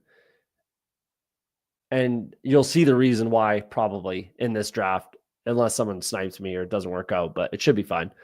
I'm old school and just stick to weeds. It's legal here in Arizona. It's legal everywhere in Canada. So that's one of the perks about living here. And it's been legal for like 8 years now, I believe. 7 or 8 years. It's been legal here completely across the country. So that's nice. That feels nice. Honestly, it was like basically already there beforehand anyways. Like, I don't know if anyone in the chat's ever been to Canada, but pretty common. I'll say that. It's pretty common in this country. So, and everyone was like losing their minds, like, oh, people like, impaired driving and crime is all going to get out of control and this, that, and the other thing. They legalized it. And number one, all that stuff went down and nothing changed. Nothing changed in this country. So that was pretty funny when the whole thing, when that whole, legal weed thing happened in Canada. It was kind of amusing, if I'm being honest, just because it was like nothing that we were, the fear mongering obviously didn't work, is what I'll say. What do we want to do? We are going to bring in a running back for sure. Do I want to take another Tyrone Tracy share? Or do I bring in Caleb Johnson? I don't know if I want to do 2 rookies like that. But let's try it out. Let's get a little different. Should be unique. Let's get Caleb Johnson. Let's do that. That's definitely going to, again, we're trying to be unique. Let's get unique. Let's stay unique. Let's stay down the path. Less traveled.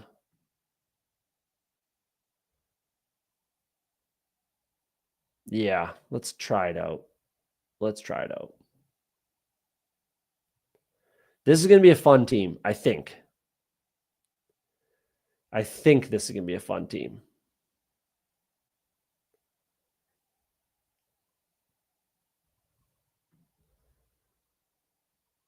Hey.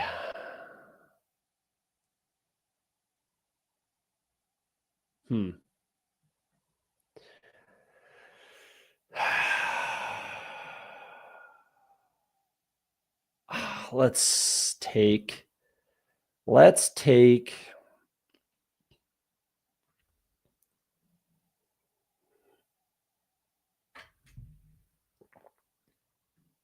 Is this a Tony Pollard team? Or do I pull up Ramondre? Let's pull up Ramondre. I'd like to get a few more shares, and he could kind of skyrocket like we just talked about after the NFL draft. He could really shoot up the board. Let's take a chance on that. I think that Pollard should be going ahead of Warren for sure. And he's still not, but let's see where this lands. Went to Vancouver once. I was stoned the entire time. Sounds about right. Only thing changed was no more going to jail. Pretty much, yeah. Pretty much. It was no more fines, no more going to jail, no more confiscate your bag, whatever. It was pretty minimal, honestly. Steven, I think you're in BC, correct? Which is where Vancouver is. I'm the next province over in Alberta over here. But yeah, nothing changed, honestly. Like nothing changed. It was kind of funny how it all worked out. It really, really was. And all the fear mongering and all the nonsense was kind of ridiculous. Yeah, I mean, I don't disagree, and I think they do draft someone. Don't get me wrong, but they paid Ramondre a lot of money to stay there. I know it's a different regime, but they don't have a choice. So all he has to do is like play well and play better, which I think he certainly can do. So that's kind of and I'm at 3% maybe Ramondre. So I'm not making a big bet on this for sure. I just would like to be at like 4-5% just in case he does end up kind of being the guy he has been at certain points in his career. And I think they do draft somebody. But that could completely kill Antonio Gibson. You know, it could just be, again, fresh legs. Like they draft a guy in the 6th round. Who cares? That changes nothing. 5th round, that changes nothing for Ramondre. So yeah, that's kind of the way I see it, where he could still be in, an absolute smash realistically. So we'll see. There's nothing wrong with bringing in some competition. And I do think that they could, would, and should bring in some competition. Doesn't mean they're going to replace Ramondre. They paid him a lot of money. So he's going to be there. He's going to have a role. BC born and here forever. Nice.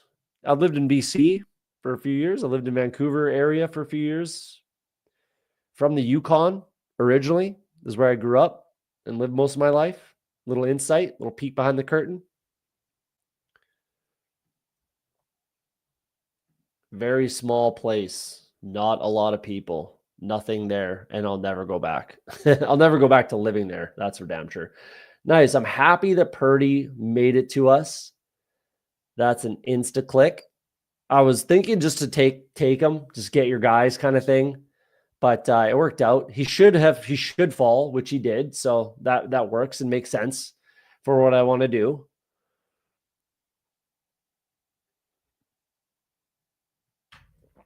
Yeah. This is going to be a fun one. I'm telling you, this is going to be a fun one. It's different. This is going to be different. It's going to be fun. We're having fun.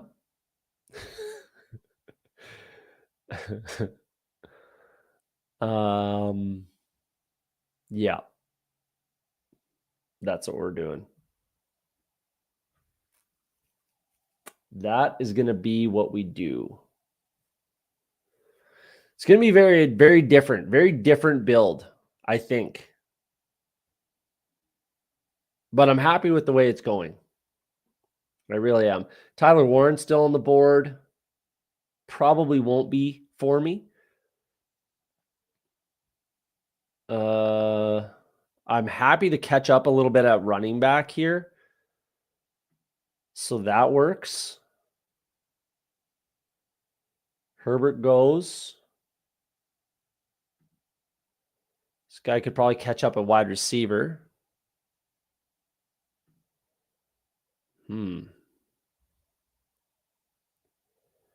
Wow. I was not planning on Tyler Warren being there.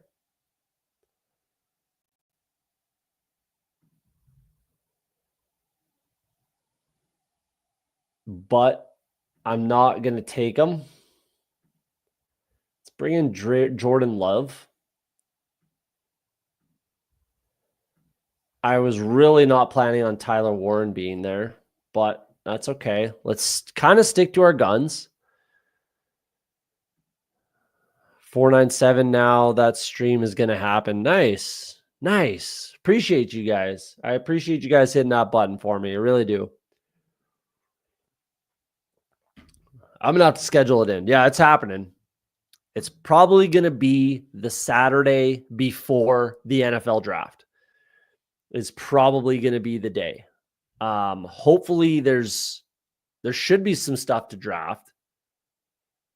Maybe I'll have to do it sooner, but I actually don't have any time to do it sooner because it has to be on a weekend.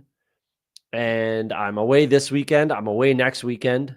So the weekend after that, will be the 12 hour. Yeah, that's where we're at. I got to save enough big boards and hopefully it doesn't fill by then. Honestly, it probably shouldn't. It should be good to go. But let's go. Appreciate you guys. I that was the only thing I was worried about. That was all I was worried about, little Miss Brady. Was getting you taking him with your Kittle.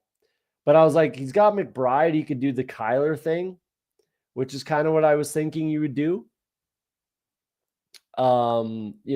Herbert, McCarthy, like that's kind of what I was looking at when you took or when I pushed Purdy. That was my concern. You were my concern, no question, when I pushed Purdy.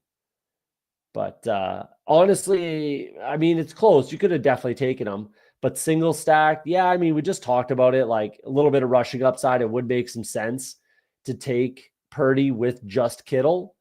But I figured I'd gamble there. I figured I would gamble. Would have been a nice stack, but Champ doesn't want me to have nice things. You wouldn't have, there's no way you would have got him though, Ant, right? Like there's no way you would have gotten him. So I'm fine with that. Yeah, there's no way. I mean, if I don't take him, you smash him, but yeah, there you go.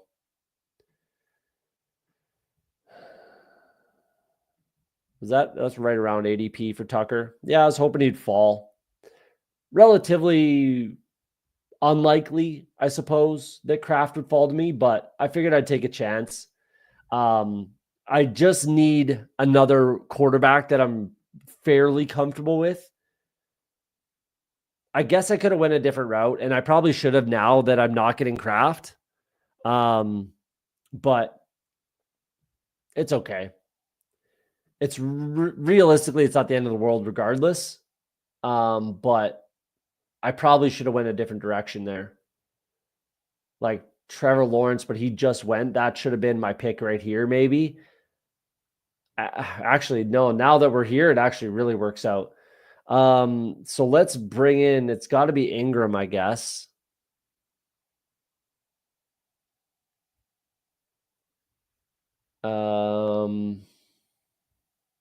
Yeah, it's got to be Ingram.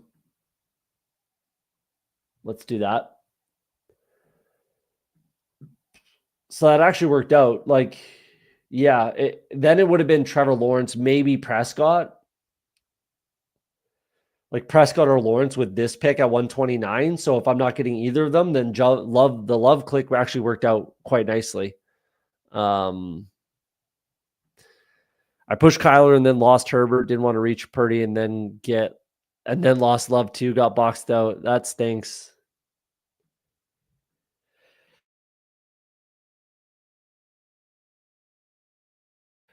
That sneeze almost knocked me over.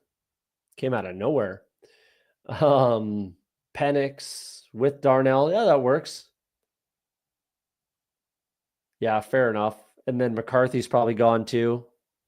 If he's not, sorry. Hopefully no one snipes him on you. Yeah, I wouldn't have pushed Kyler. Kyler's like one of the riskiest, like naked quarterbacks to push.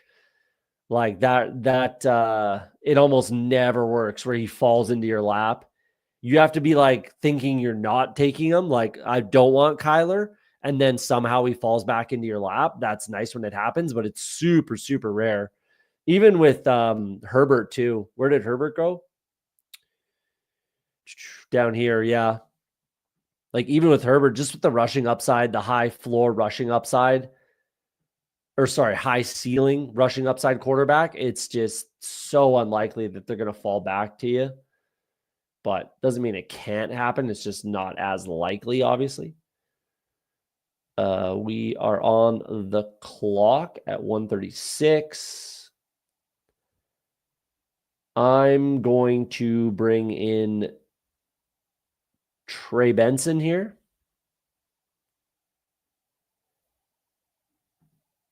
Need to get a veteran sort of running back that I think will have a good role. I'm 20% plus Trey Benson. Let's bring him in. That's what, and it plays off of everything I'm doing. So that definitely works for the squad. It's an easier stack on the left side for sure. Yeah, it is. Like I've done that so many times. I have 20. I'm pretty sure I could check if you really want, but I'm pretty sure Jordan Love is my most drafted quarterback. And I do that a ton. Kraft is right up there for my tight ends. If not my most drafted tight end is Tucker Kraft as well. I believe in them as well. I believe in both the players, and it's a nice back stack option. If you kind of get boxed out at quarterback, you can, like you said, on the left side of the board, you can go Love, Kraft, and then bring in one of the wide receivers later, or even Marshawn Lloyd. You could bring in the running back later, which is still an option for me, realistically. So yeah, there's tons of options with the Green Bay side, and I think it's a great stack. I think it's a big time bounce back offense. With the injury to Love last year, was not thinking about no, pick him, man. Don't we're not colluding over here. Like it's a good click, and it was at ADP. Honestly, I didn't think he would get back to me, and it doesn't really change anything. Now that I know what I know, because with Dak going there and Trevor Lawrence going right before me, I would have been boxed out. So I would have ended up with like Bryce Young or something, and I wouldn't have been happy about that. So, like with this team, I would have wanted either Justin Fields, who went way too early for me. Like, I'm not saying that's too early to pick him. That's just too early for me to get him on this team. Or Jordan Love, Trevor Lawrence, Dak Prescott. Those have been the only other guys that I would have looked at or wanted.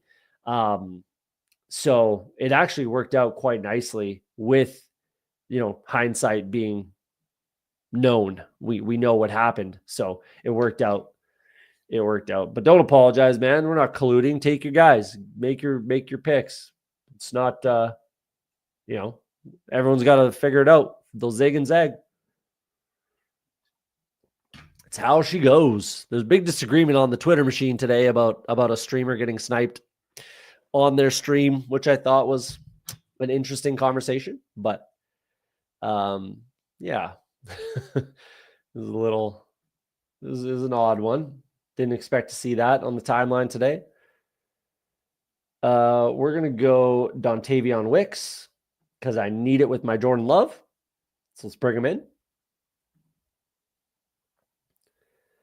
Need that stack option with my Jordan Love action. And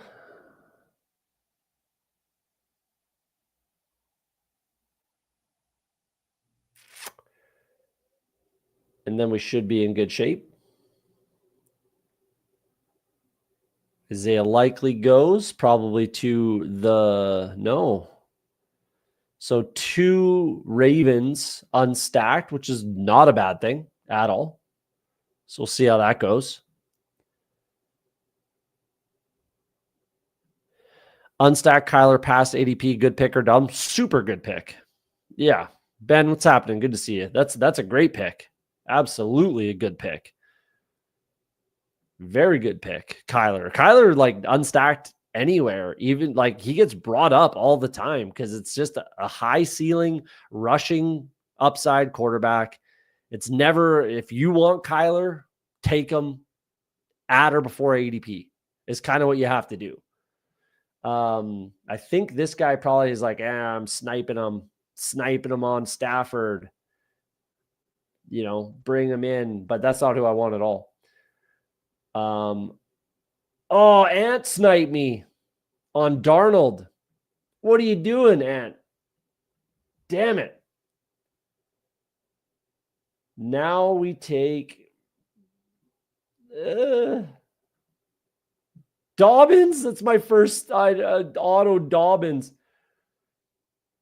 Oh, this is not working out how I wanted it to. I wanted Sam Darnold there. I did not see him go. That breaks my heart. I wanted Sam Darnold. Charbonnet, Ayuk. The two running backs. Hey, I guess you have Marv. Yeah, that makes sense. I was looking for the Cooper Kupp drafter and thought I'd be good. But there's a lot of divisional. I get it. That stinks. I should have pushed Wicks then. I should have pushed Wicks because I needed more. I needed Darnold more to make this team work. But not the end of the world. It definitely still works because I have my double stack San Francisco with my double bring back LA. I was hoping to have the double bring back San Francisco with Seattle and double bring back LA with Seattle. And then also the Purdy side of that. So a lot of options, a lot of outs. And now I ended up with JK fucking Dobbins, who I want no part of. That's my first share because I want 0 shares of JK Dobbins. Now watch. JK Dobbins wins me this tournament. For sure. The JK Dobbins is going to win me this tournament. No question. That breaks my heart. Now what am I going to do at quarterback? Now I'm just completely dead at quarterback. But we'll figure something out. I mean, realistically, I could stop at Purdy Love. And I might just do that. I might actually just do that, especially now that I have J.K. Dobbins. I might have to throw some more at this running back room for sure. So that might be what we do. It's going to still have to be 3 tight ends, probably. My wide receiver room's in a good spot, so I don't really have to force anything there. 2 more. Might be a 2, 7, 8, 3, I think is what we'll end up with. I was trying to take DJ Giddens. I should have just clicked anyone else. That's unfortunate. That is unfortunate.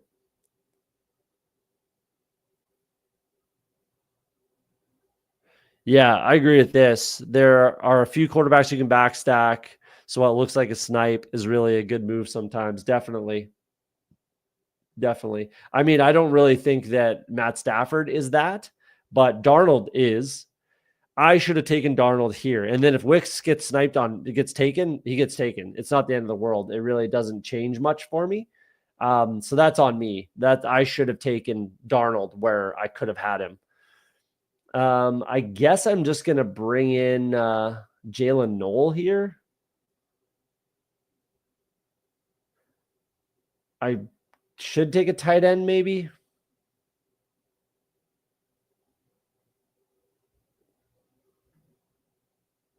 Let's take Pat Freiermuth.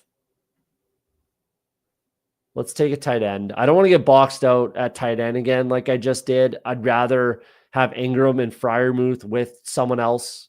And there's some wide receiver depth at the end of the draft. Not too worried about that. Noel might still be there for me too. But yeah, I mean, I wouldn't agree with that with like Stafford, but Darnold definitely. Even like a Derek Carr, you can backstack. You can backstack the Giant side if you want. I could bring in Rodgers and backstack with Freiermuth and call it Calvin Austin the third, something like that. Daniel Jones, even you could bring in with Adonai Mitchell if you want to go down that road. Yeah, there's things you can do. There's definitely things you can do to backstack. So, in my opinion, mobile QBs like Kyler and Fields can't really be snipes. No, I agree. They can't. They aren't. Like, you should never push them. If you want them, you got to take them. Like, I missed the days. And most of my shares of Justin Fields came when he was going like 150, 160, which was pretty fun. 134 is my average ADP. He just went at pick 93. So 40 picks of value from this draft. That's really nice. Feels really good. So yeah. But those days are gone, unfortunately. Do I want Braylon or do I want Damian Martinez? Let's take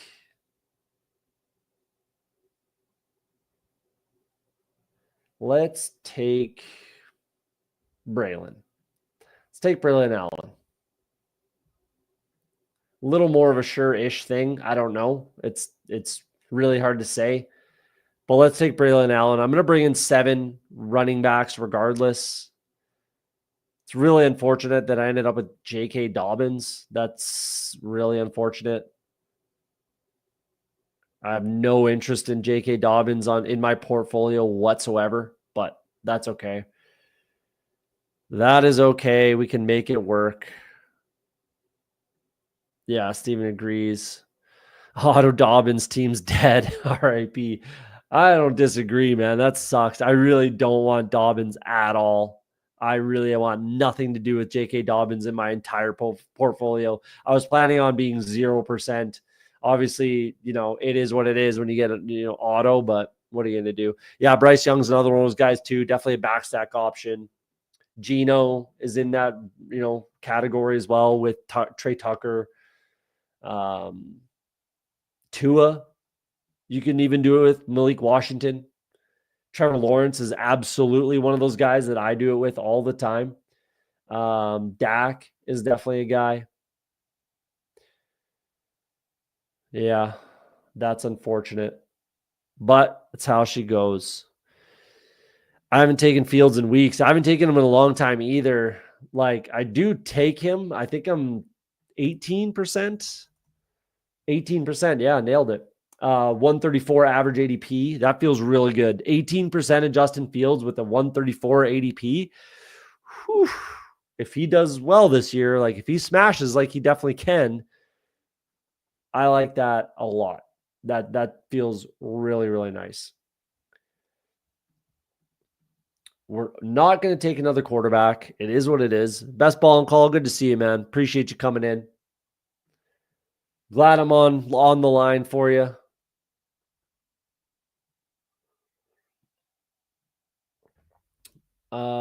Derek Carr goes. Let's do probably going to be Jalen Royals here. Let's just brand recognition. Kyle Williams. This team's already dead with J.K. Dobbins anyways, right? So let's bring in Kyle Williams. He's my guy. Let's do it. 25% Kyle Williams. Let's go. What's my average draft position? 214. And that's right at his ADP now. But I've been taking him in the 17th round for basically since I started taking him. I've been taking him in the 17th round. So, which has been, I don't know, a month, something like that. Let's do, I need one more tight end for sure. But I know who that's going to be. Let's bring in Marshawn Lloyd. Pair him up with our Jordan Love. I probably should have taken Damian Martinez then. Another swing and a miss for your boy, but that's how she goes. Let's bring in Marshawn Lloyd. Now we're wrapped up at 7 running backs. We need one more tight end and one more wide receiver.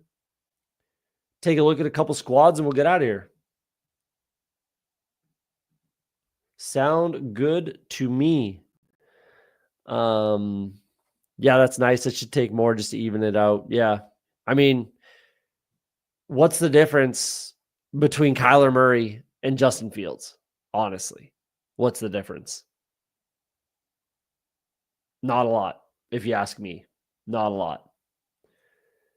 And Justin Fields went a bunch before Kyler Murray. Not saying that's way before ADP. ADP wise, Kyler Murray goes before Fields. So if you're taking Kyler Murray in a naked setting, right, then I think you're perfectly fine to take Justin Fields at the same ADP in the same situation. That's my opinion on that. How are you viewing Bond with the character concerns? I've been way out on Isaiah Bond. I want nothing to do with Bond particularly. I didn't like the tape is the biggest reason. I wasn't really interested in the tape. 1%. and I got him at 180 when he was going at like the 130s or something like that. It was like 50 picks or something stupid, 40 or 50 picks past ADP. So I took him. And that's, I think, the only share, maybe one more share total that I have of Isaiah Bond. I have no real desire to draft Isaiah Bond personally. So, I mean, maybe that's a wrong take, but I don't particularly care. I'm going to keep doing it. If I'm wrong, I guess I'm wrong, but I really doubt I am. We're going to bring in one of my favorite clicks. I don't know why more people aren't on him. I'm going to go Parker Washington. 23% Parker Washington in the 19th round. Sign me up. I don't think it's a crazy story to tell that he ends up in like a Chris Godwin type of a role with the Jags this year. Yeah, it's a tough room when you make mistakes too. I've made a couple mistakes in this room, so it makes it harder, but it's definitely a tough room. When it's a friends and family, we got 1, 2, 3, 4, 5, 6, half the room is in the stream. it's typically not as awesome EV wise. So it is what it is. That's definitely how she goes. So there's your back stack, MVS. That makes sense.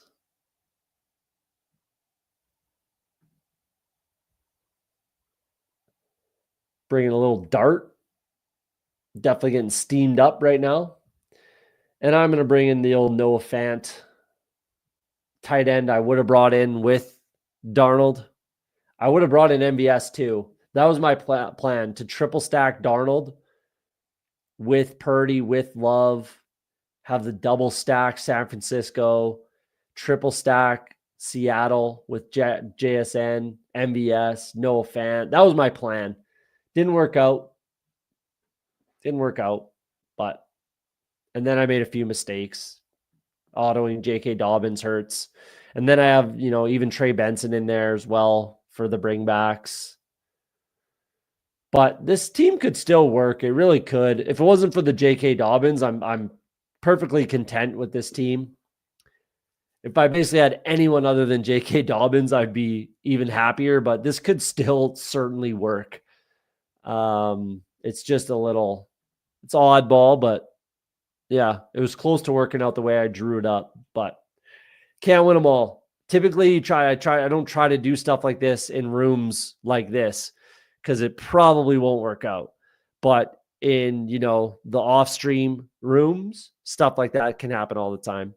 No, I saw it. That's why, I probably should have just taken, that was my mistake, is I should have taken Darnold when you couldn't have.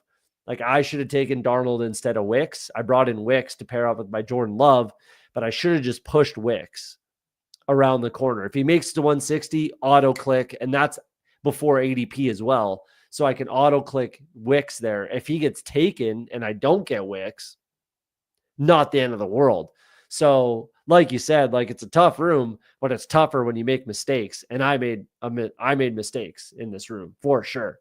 And it started right here. I should have picked Darnold before you did, right? And then maybe Wicks goes, maybe he doesn't. But I should have pushed Wicks instead of Darnold because Darnold was more important to what I was trying to build. So that's what I should have done. But it is what it is. You have Stafford there when you took Wicks. Yeah, I know. I don't want Stafford. That's not what I wanted to do. Like I was saying, this guy probably thinks he's sniping me on Stafford because I have double LA. I get that. That's not who I want. I wanted Darnold. I wanted the double bring back San Francisco, double bring back LA Rams with my Seattle Seahawks triple stack because I have Jackson Smith and Jigba. I was going to bring in MVS later and Noah Fant later to have a triple stack San Francisco, triple stack Seattle, double bring back San Francisco with the quarterback as well, and a double bring back LA. That was my plan.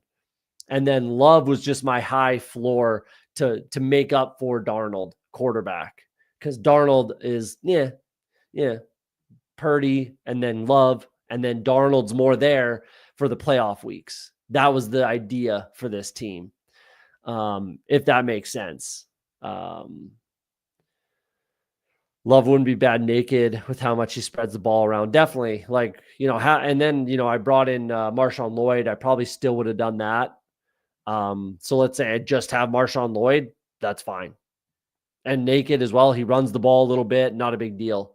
We're all fighting for the NFC West. Well, you and me were definitely fighting for the NFC West. That's why I should have looked more at your whole team, because you got McCaffrey, you got, the Cards, you got Seattle, you got San Francisco, right? So I should have looked harder at your team. I was too busy looking for the Cooper Kupp drafter, who's over here somewhere.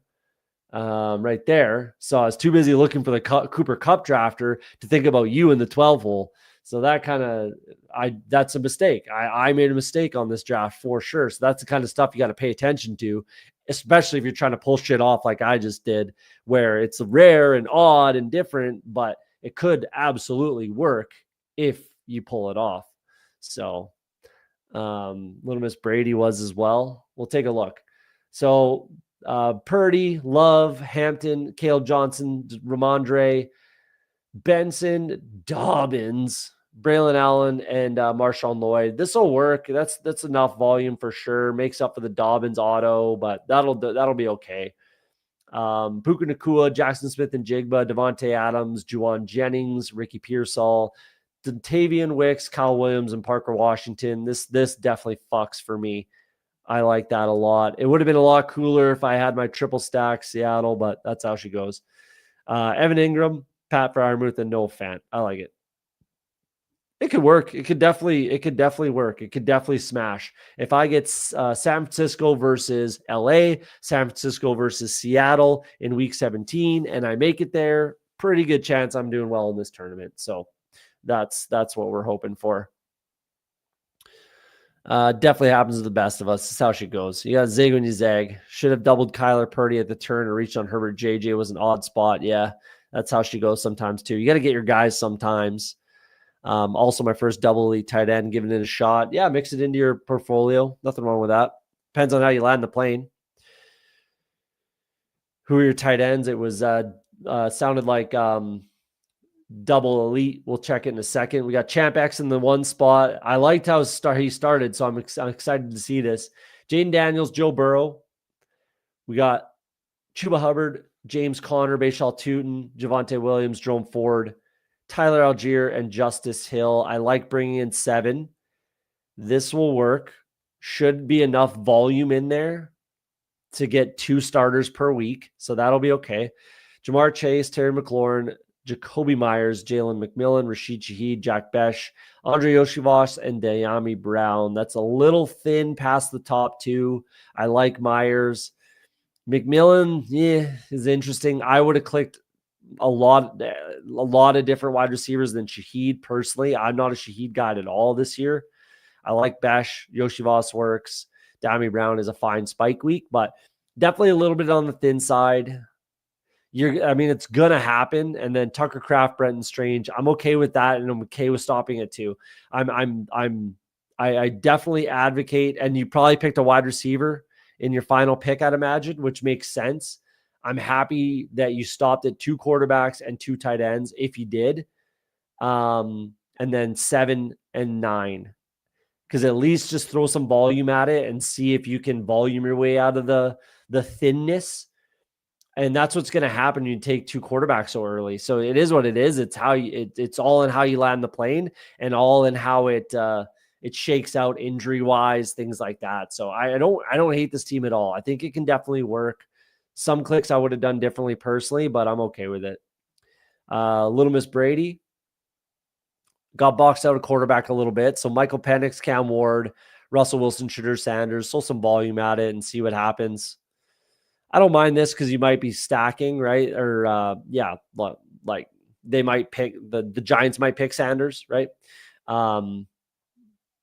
It's thin regardless, but you never know. It could work out. It is what it is. You get boxed out. You got to do what you do.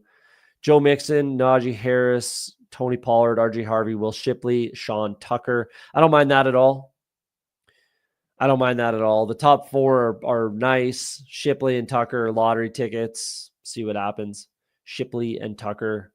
Justin Jefferson, Ladd McConkey, Jaden Reed, Darnell Mooney, Coleman, Leggett,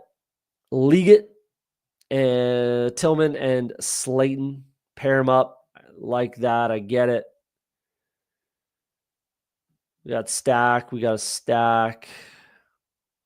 I mean, if Cam Ward or Shedeur end up in Cleveland, so I don't mind that thought process. Elite tight end, I like that. Stop at 2. You're good there. That works. Wide receiver room works. Yeah, it's just obviously it's the quarterback room, and we'll see. Like, that's what's gonna differentiate this squad. Let's take a look at Kelly. We got Jalen Hurts, Kirk Cousins, Daniel Jones. That'll work for me. Throw a little volume at it. Hurts is your guy, and then one of these guys got to ping pong and hopefully step in once in a while. Barkley, Irving, Jordan Mason, Rico Dowdle, Ray Davis, and Rashard Smith. I really like that room. Paired up Barkley, which is fine.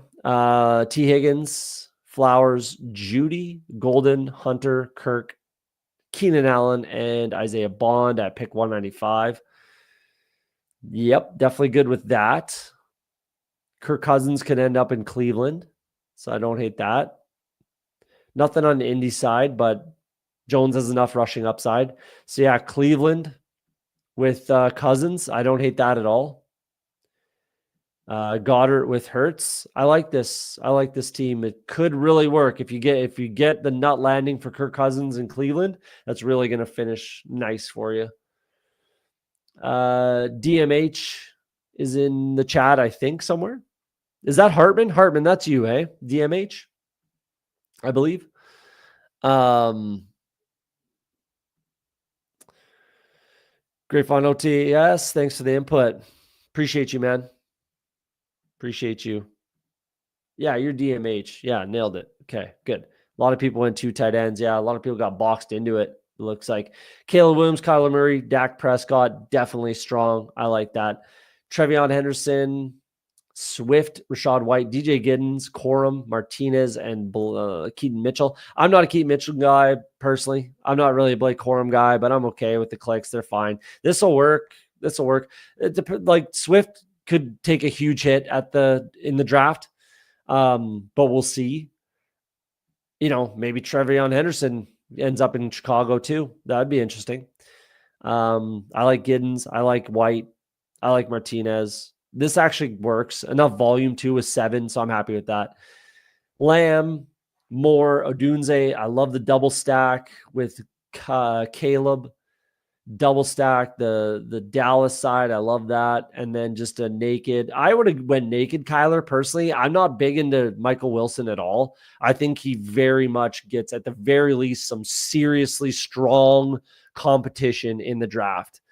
I'm not going to say he gets replaced, but I think he gets some serious, strong competition in the draft. Maybe from Ted McMillan, maybe from Ibuka, something like that. If it's one of those guys in Arizona, you're happy. But obviously, you're playing off of the Dallas and Chicago stacks. You don't need a guy like Michael Wilson. You really don't with Kyler.